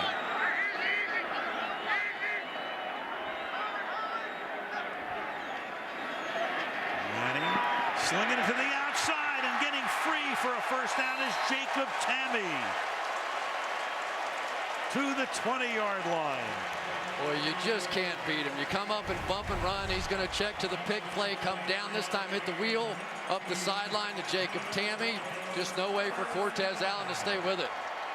He knew exactly where it was. He just looked off the safety, and bingo. Now at the 20 on 1st down. Peyton only 5 incomplete passes tonight. Still Larry Flick changing his color. And swinging to the outside and getting back to the line of scrimmage is McGahee as he takes it to the 20-yard line, ticking down to 5 minutes to play in regulation. Well, I don't know how Peyton's neck's doing, but his brain's doing fine. Yes. He is picking this defense apart. Now he comes under center on 2nd down and 10. Well, you got him to show the blitz. Yep. Polamalu switches with Monday, I think it is, in the middle of the field. Now they're going to switch back. And use a lot of time off the play clock. Which is just fine. Off the game clock. Right, just what he wants to do. Perfectly executed, at least to that point. And to this point as well, as McGahee with some tough running takes it to the 11-yard line to make it 3rd down and 1. Tackled there by Worrells with 4.5 to play. Pretty nice job on the outside. I think that was Eric Decker that came down and sealed it. When you put on the tape of these Denver Broncos, these wideouts block. 3rd down. Oh, Polamalu was running right for the center for one of those dive-over kind of plays. And Peyton saw him and said, he backed out of there. Too smart for that. Here he comes again. Yeah, he's going to back out again. Going to get a timeout, I think, here. He didn't like any of that. Yep. Big play coming up, and he takes the timeout here with 3:56. Has he really been away a year? Doesn't seem like it.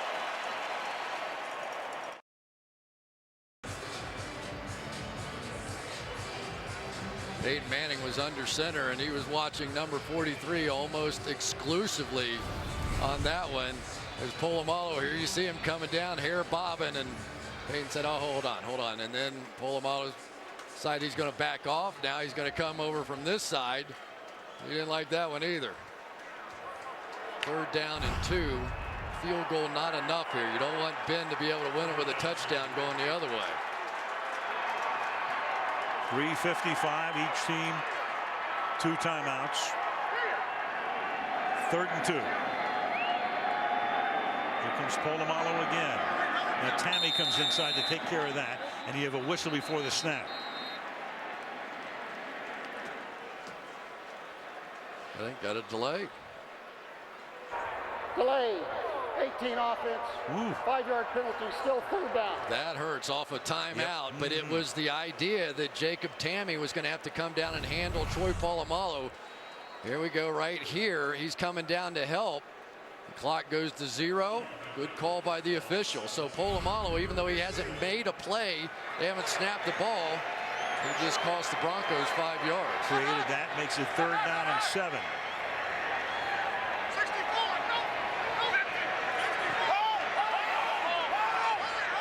There he comes.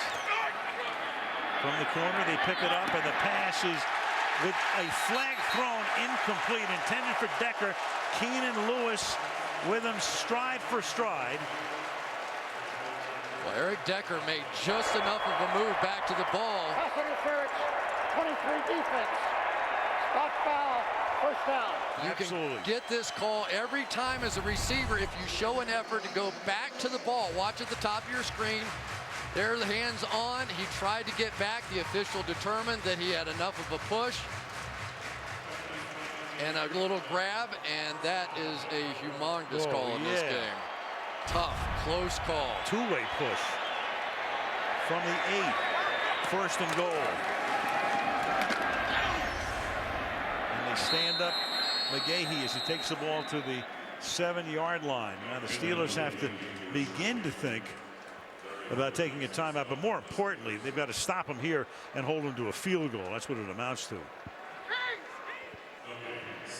And they're minus a timeout as we go toward the end of this game because of that challenge that didn't work earlier. 2nd and goal.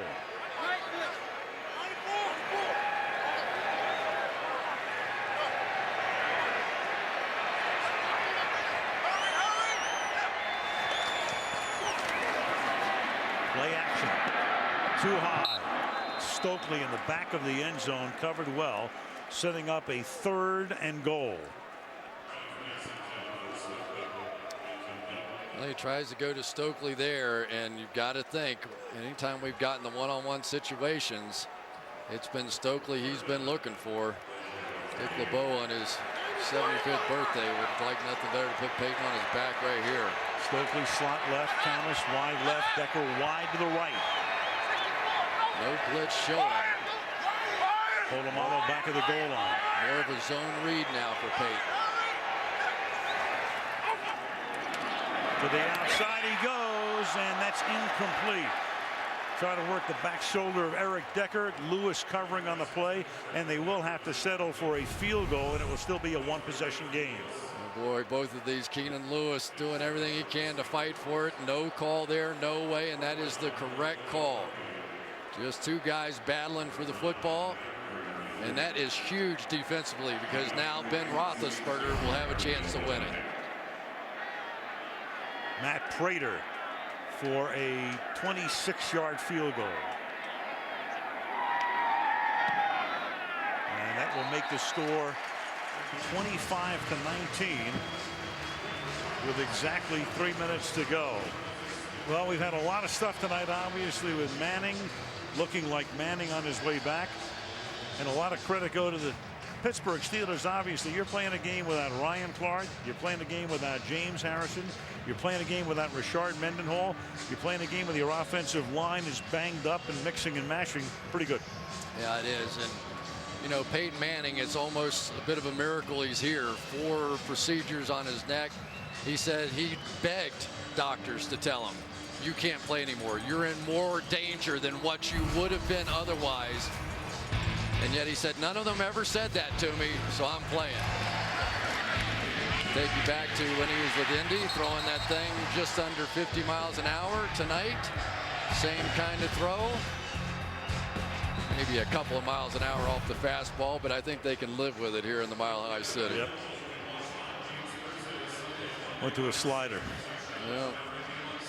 And he said, you know, every day I go to rehab. So I understand I'm still a work in progress at this point. I am not a finished product. But the product looked pretty sharp tonight.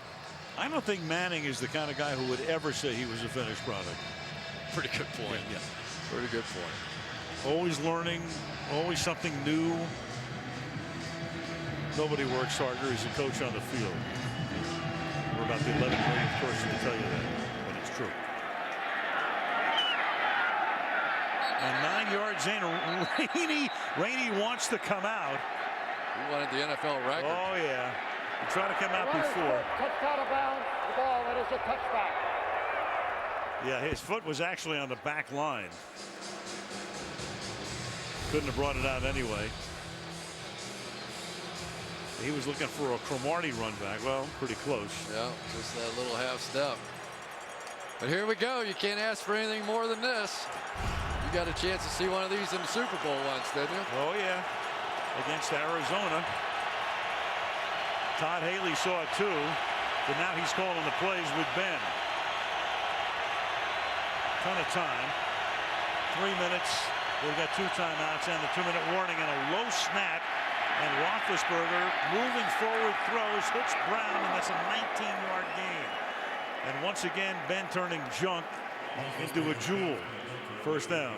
And it's just remarkable that he can take a snap off the ground, pick it up, find the coverage, find the receivers, and make this kind of throw. It's remarkable. And we have an injured Bronco. And a little helmet-to-helmet hit, but at that point, I don't believe he's defenseless. Now he's sort of in a running position, and so I think that's a good no call there. And it's Chris Harris, who is down on the ground, but up now, sitting up. Flexing, says I'm okay.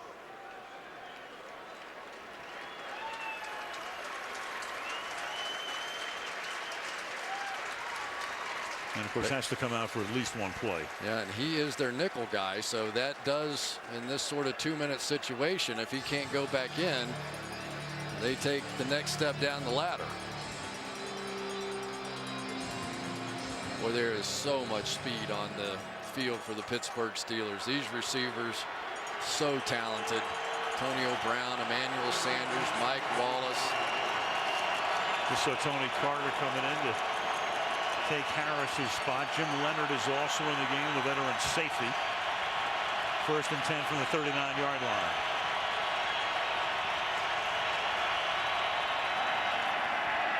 Three-man rush, 8 back. And Ben will throw that one incomplete in the direction of Sanders, and you went right for Tony Carter's man at that point. 2nd down and 10. How does he do that and not have the ball fly out of his hand with that pump fake? I mean, it really just looks like, as a defensive player, this looks like a pass, not that. Yeah. There's one little pump. Here comes a big pump. It's amazing. His hand is humongous. Chris Harris comes back in the game now. Not just for the one play. 2nd down and 10.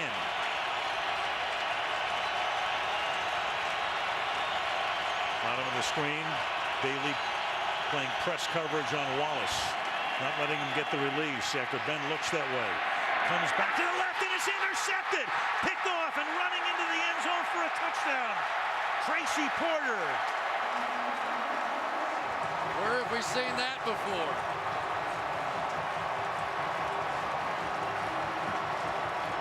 Tracy Porter, who locked up the Super Bowl for New Orleans with a pick of Manning, may have locked this one up with a pick of Roethlisberger. What a game for Tracy Porter tonight. Little inside release, didn't like it. Arrows back outside. You can see Porter looking back at Roethlisberger, and there he goes. And somewhere Peyton Manning is saying, "See, Ben, got me too."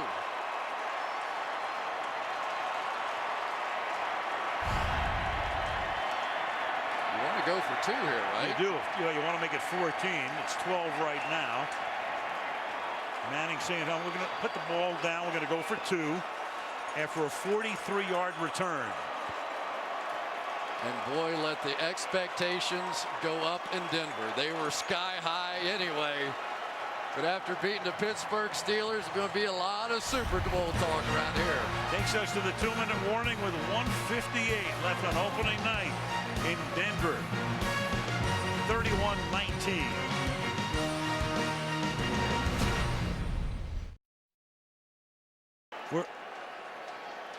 We're back for the conversion here. The officials mistakenly called for the 2-minute warning. Even though the clock is 1:58, you had a scoring play, which of course gets reviewed. There was no question about whether it was a touchdown or not. But you have to do the conversion before the 2-minute warning, even at 1:58. So a blown call.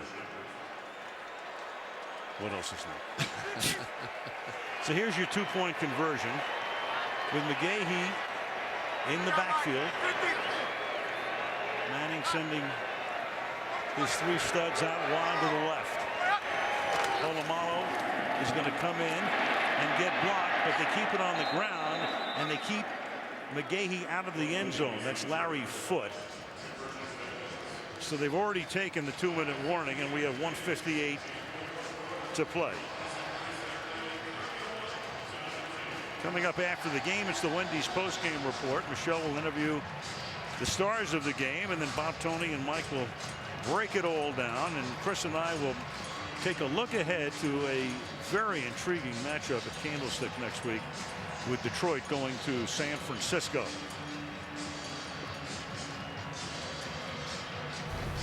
Well, Ben Roethlisberger, you're going to be able to see he's going to look to his left and get a good view. There was no doubt in his mind what was going on. He saw Tracy Porter there and just tried to squeeze one in that he really didn't have to do. But you can't say he threw it blindly. He was staring right at it the whole time. Just thought that he could thread it in there, and obviously big mistake. So Pittsburgh needing 2 touchdowns, down by 12. Boy, what a difference Tracy Porter makes. You know, you have Champ Bailey on your team, so the other guy is going to get a lot of throws over that way. And Tracy Porter tonight making them think maybe you ought to throw back over to Champ Bailey's side. Bailey telling us the other day, he said, I told my defensive line, and look, you guys stop the run. We will take care of the pass. Trust me. And they did. You know, it was a pretty good job. Not complete stoppage of the run, but a much better job by the Broncos defensive front 7 than what we saw a season ago. Well, the Steelers are averaging less than 3 yards per rush tonight, and that'll win you a lot of ball games if you're the defense. Yeah. I'll tell you, though, you got to give some credit to the offensive line of the Pittsburgh Steelers. The pressure really has not been a major factor. Elvis Dumervil, Von Miller, they've not gotten there. And this is a banged-up line that played with their final 5 guys available for much of the game. Only 2 linemen with their hands on the ground. And then they're going to rush 5, and they're going to get to him and spin him down. Speaking of Von Miller, there he is. Well, they put the tight end that way, but Mike Adams underestimating the quickness of Von Miller off the edge and just couldn't get there. Miller ducks underneath and finally gets to Ben Roethlisberger. So 2nd down and 15 from the 15-yard line. Again, only 3 this time. Sanders makes the catch. It'll be 3rd down and about 5 from the 25-yard line. Minute and 15 left in reg.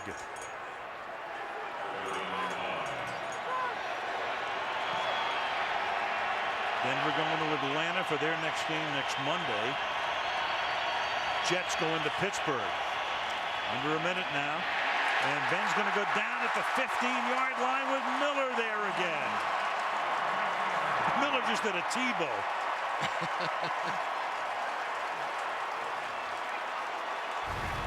Bringing everybody off the edge. He's going to go back inside and get the sack. Doug Legursky kind of got lost on that one.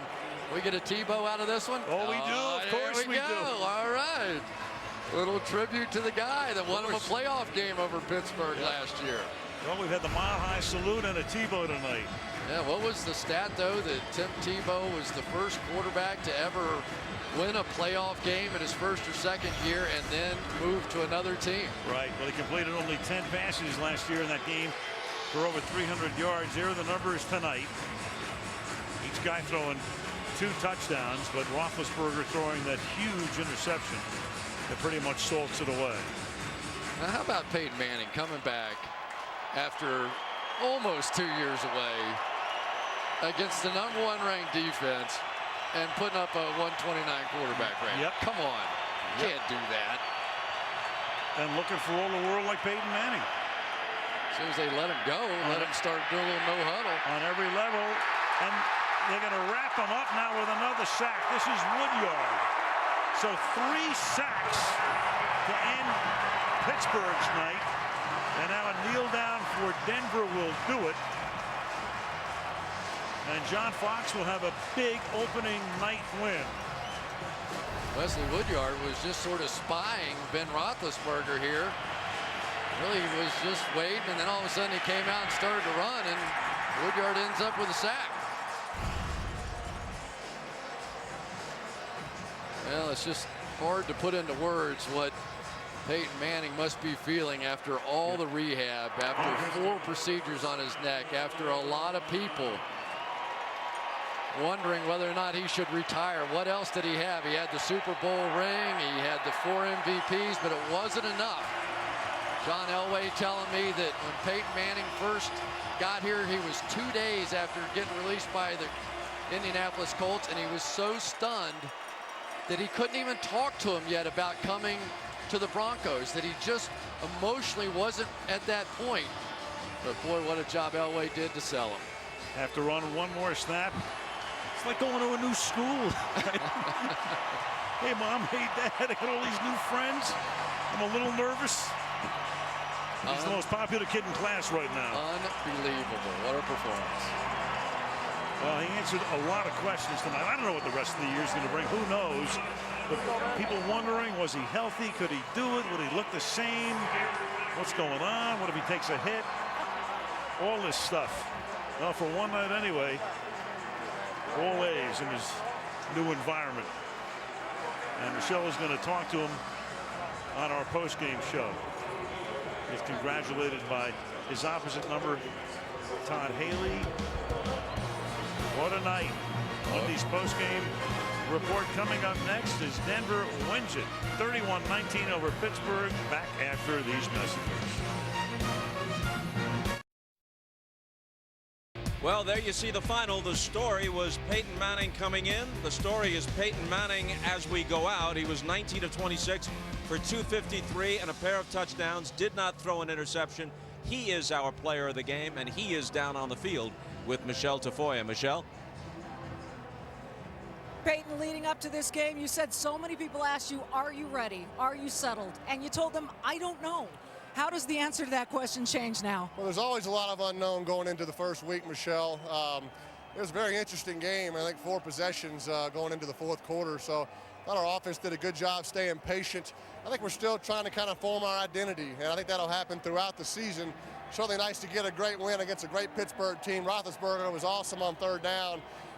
Wasn't much fun sitting on the bench there all night, but great job on our defense in the end, getting that turnover, and offense came up big when we had to. Well, Peyton, you've been out of this for a year. What does this feel like right now? What's going on in your mind? Obviously, it feels good, Michelle. I mean, like I said, it's just one game, and try to keep it in perspective, but I know how hard I've worked to get to this point. I know how much help that I've gotten along the way from a lot of people, how much support, so I'm very grateful for that. And it definitely feels good. It's special. I definitely will say it's special. The game changed when you guys went no huddle. You just seemed to fall into that familiar rhythm. How much did that help you? It helped a lot. I know we talked with Chris and Al up there about, we're going to use the no huddle as a change up, but once we did it, it went so well, the coaches just kind of said, stay with it. So I was kind of afraid that might happen, but I think it's important we continue to grow, we continue to learn, get better, learn a lot from this game, We got a tough schedule. Atlanta looked awesome today, so we got our hands full next week. And the Steelers still had a chance to win it with Ben with the ball with 3 minutes to go. When Tracy Porter picked it off, what went through your mind? Well, that was a great feeling. I hated having to settle for a field goal down there at the end. We had a couple shots to Decker and just came up a little bit short, so I wanted to get a touchdown there, make it a 2-score game. You don't like giving the ball to Ben on a 2-minute drive, but our defense have been bending all game but never quite breaking, and that was a huge play by Porter, and Vaughn was bringing the pass rush there at the end. That was fun to see. Finally, Peyton, you joined Dan Marino and Brett Favre in the 400 touchdown category, touchdown passes. After all you've been through, what does that mean to you personally? Well, it's a tremendous honor. I love those guys. Brett and Dan are two of my favorite quarterbacks of all time. And to be, I don't feel like I belong in their category, but to be sort of mentioned amongst them, it's a true honor, and it's one I don't take for granted. Obviously, a lot of players have caught those touchdowns on different teams through the years, and I appreciate all of them. So a big thanks to all those guys that have caught those touchdowns. Congratulations. Thanks, Peyton. Thank you, Michelle. Our thanks to Peyton Manning and to Michelle Tafoya, and we might as well stay on topic as we bring in Tony Dungy from New York. Tony, you've seen Peyton Manning play through the years as much as anybody. Your impressions of his performance tonight? Well, I thought he was fantastic, Bob, especially when they went to the no huddle. But I really have to say, I'm so happy for him. He talked about hard work. Most people will never know how hard he worked, how much he threw, how much he really tried to rehab when he wasn't sure if he would get back. So to come here tonight and get to that point and really play this way. And this is the Peyton Manning that I've been used to seeing. They caught him in a blitz earlier. They come back with the same blitz. He goes to Demaryius Thomas on the quick pass.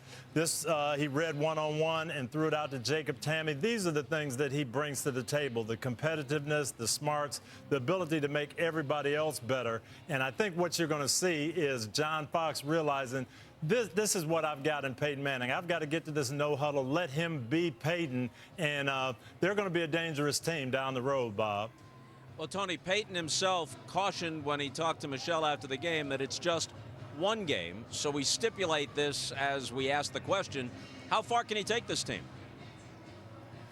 You know, he has a great capacity to make his teammates better. I think they always knew what he could do, and they saw it in practice. I was there Monday and watched them practice, and you could see the energy.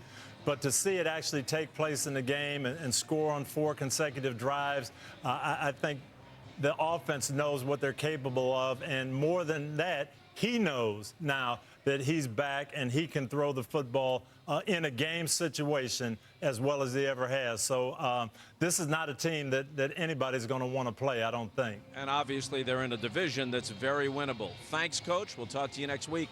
Turning now to Mike Florio, Pro Football Talk. Mike, take us through some of the day's most important injuries, please.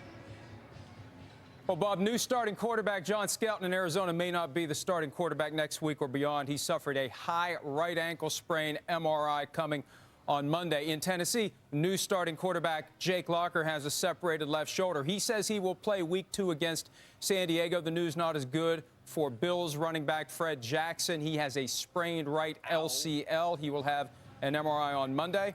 Roger Saffold, Rams left tackle, scary incident in Detroit. He banged his head into a teammate, suffered a neck injury, carted off, x-rays negative. He has feeling in his extremities. He'll spend the night in the hospital, Bob. So good news there, and we thank you, Mike. You can get the latest NFL news and information from Mike Florio all week long by tuning into the all-new Pro Football Talk, which airs tomorrow at 5 p.m. and every weekday on the NBC Sports Network, presented by Chevrolet. Alan Chris back to wrap it up after this. And with Chris Collinsworth, a vintage performance by a veteran quarterback tonight in Manning, and we get to see one of the new young studs in Matthew Stafford. They had the hands full. The Lions did today with St. Louis, but he led them on a couple of drives at the end, including an 80-yarder down the stretch with a few seconds remaining for Detroit to win the game. Which is what they did all year last year. You know, it seemed like Calvin Johnson made a bunch of those plays, but this one probably is going to be a little more heated this time around. You know, Jim Harbaugh and Jim Schwartz, those guys, they kind of get after it a little bit, and it's just their personality. You know, it's like, it didn't surprise me at all because I know how explosive those two guys are. But to see what the 49ers did today in Green Bay, Randy Moss scoring a touchdown. You know, there's a pretty good-looking team now. Right. Alex Smith with 211 yards, 2 touchdowns. Frank Gore over 100 on the ground. You talk about Moss. They have Crabtree back this year. You've got Vernon Davis. That's a team to be reckoned with. There's no doubt about it. You know, San Francisco, I thought, looked as close to sort of a Baltimore Ravens kind of defense as any that I've seen in a while. Yep, that's next week from Candlestick Park in San Francisco. 31-19. Final score here. Denver wins it. Coming up next, except on the West Coast, your local news followed by Dateline. Now this is Al Michaels for Chris Collinsworth, Michelle Tafoya, our producer Fred Godelli, director Drew Esserkoff, and our entire NBC Sports crew saying good night from Denver.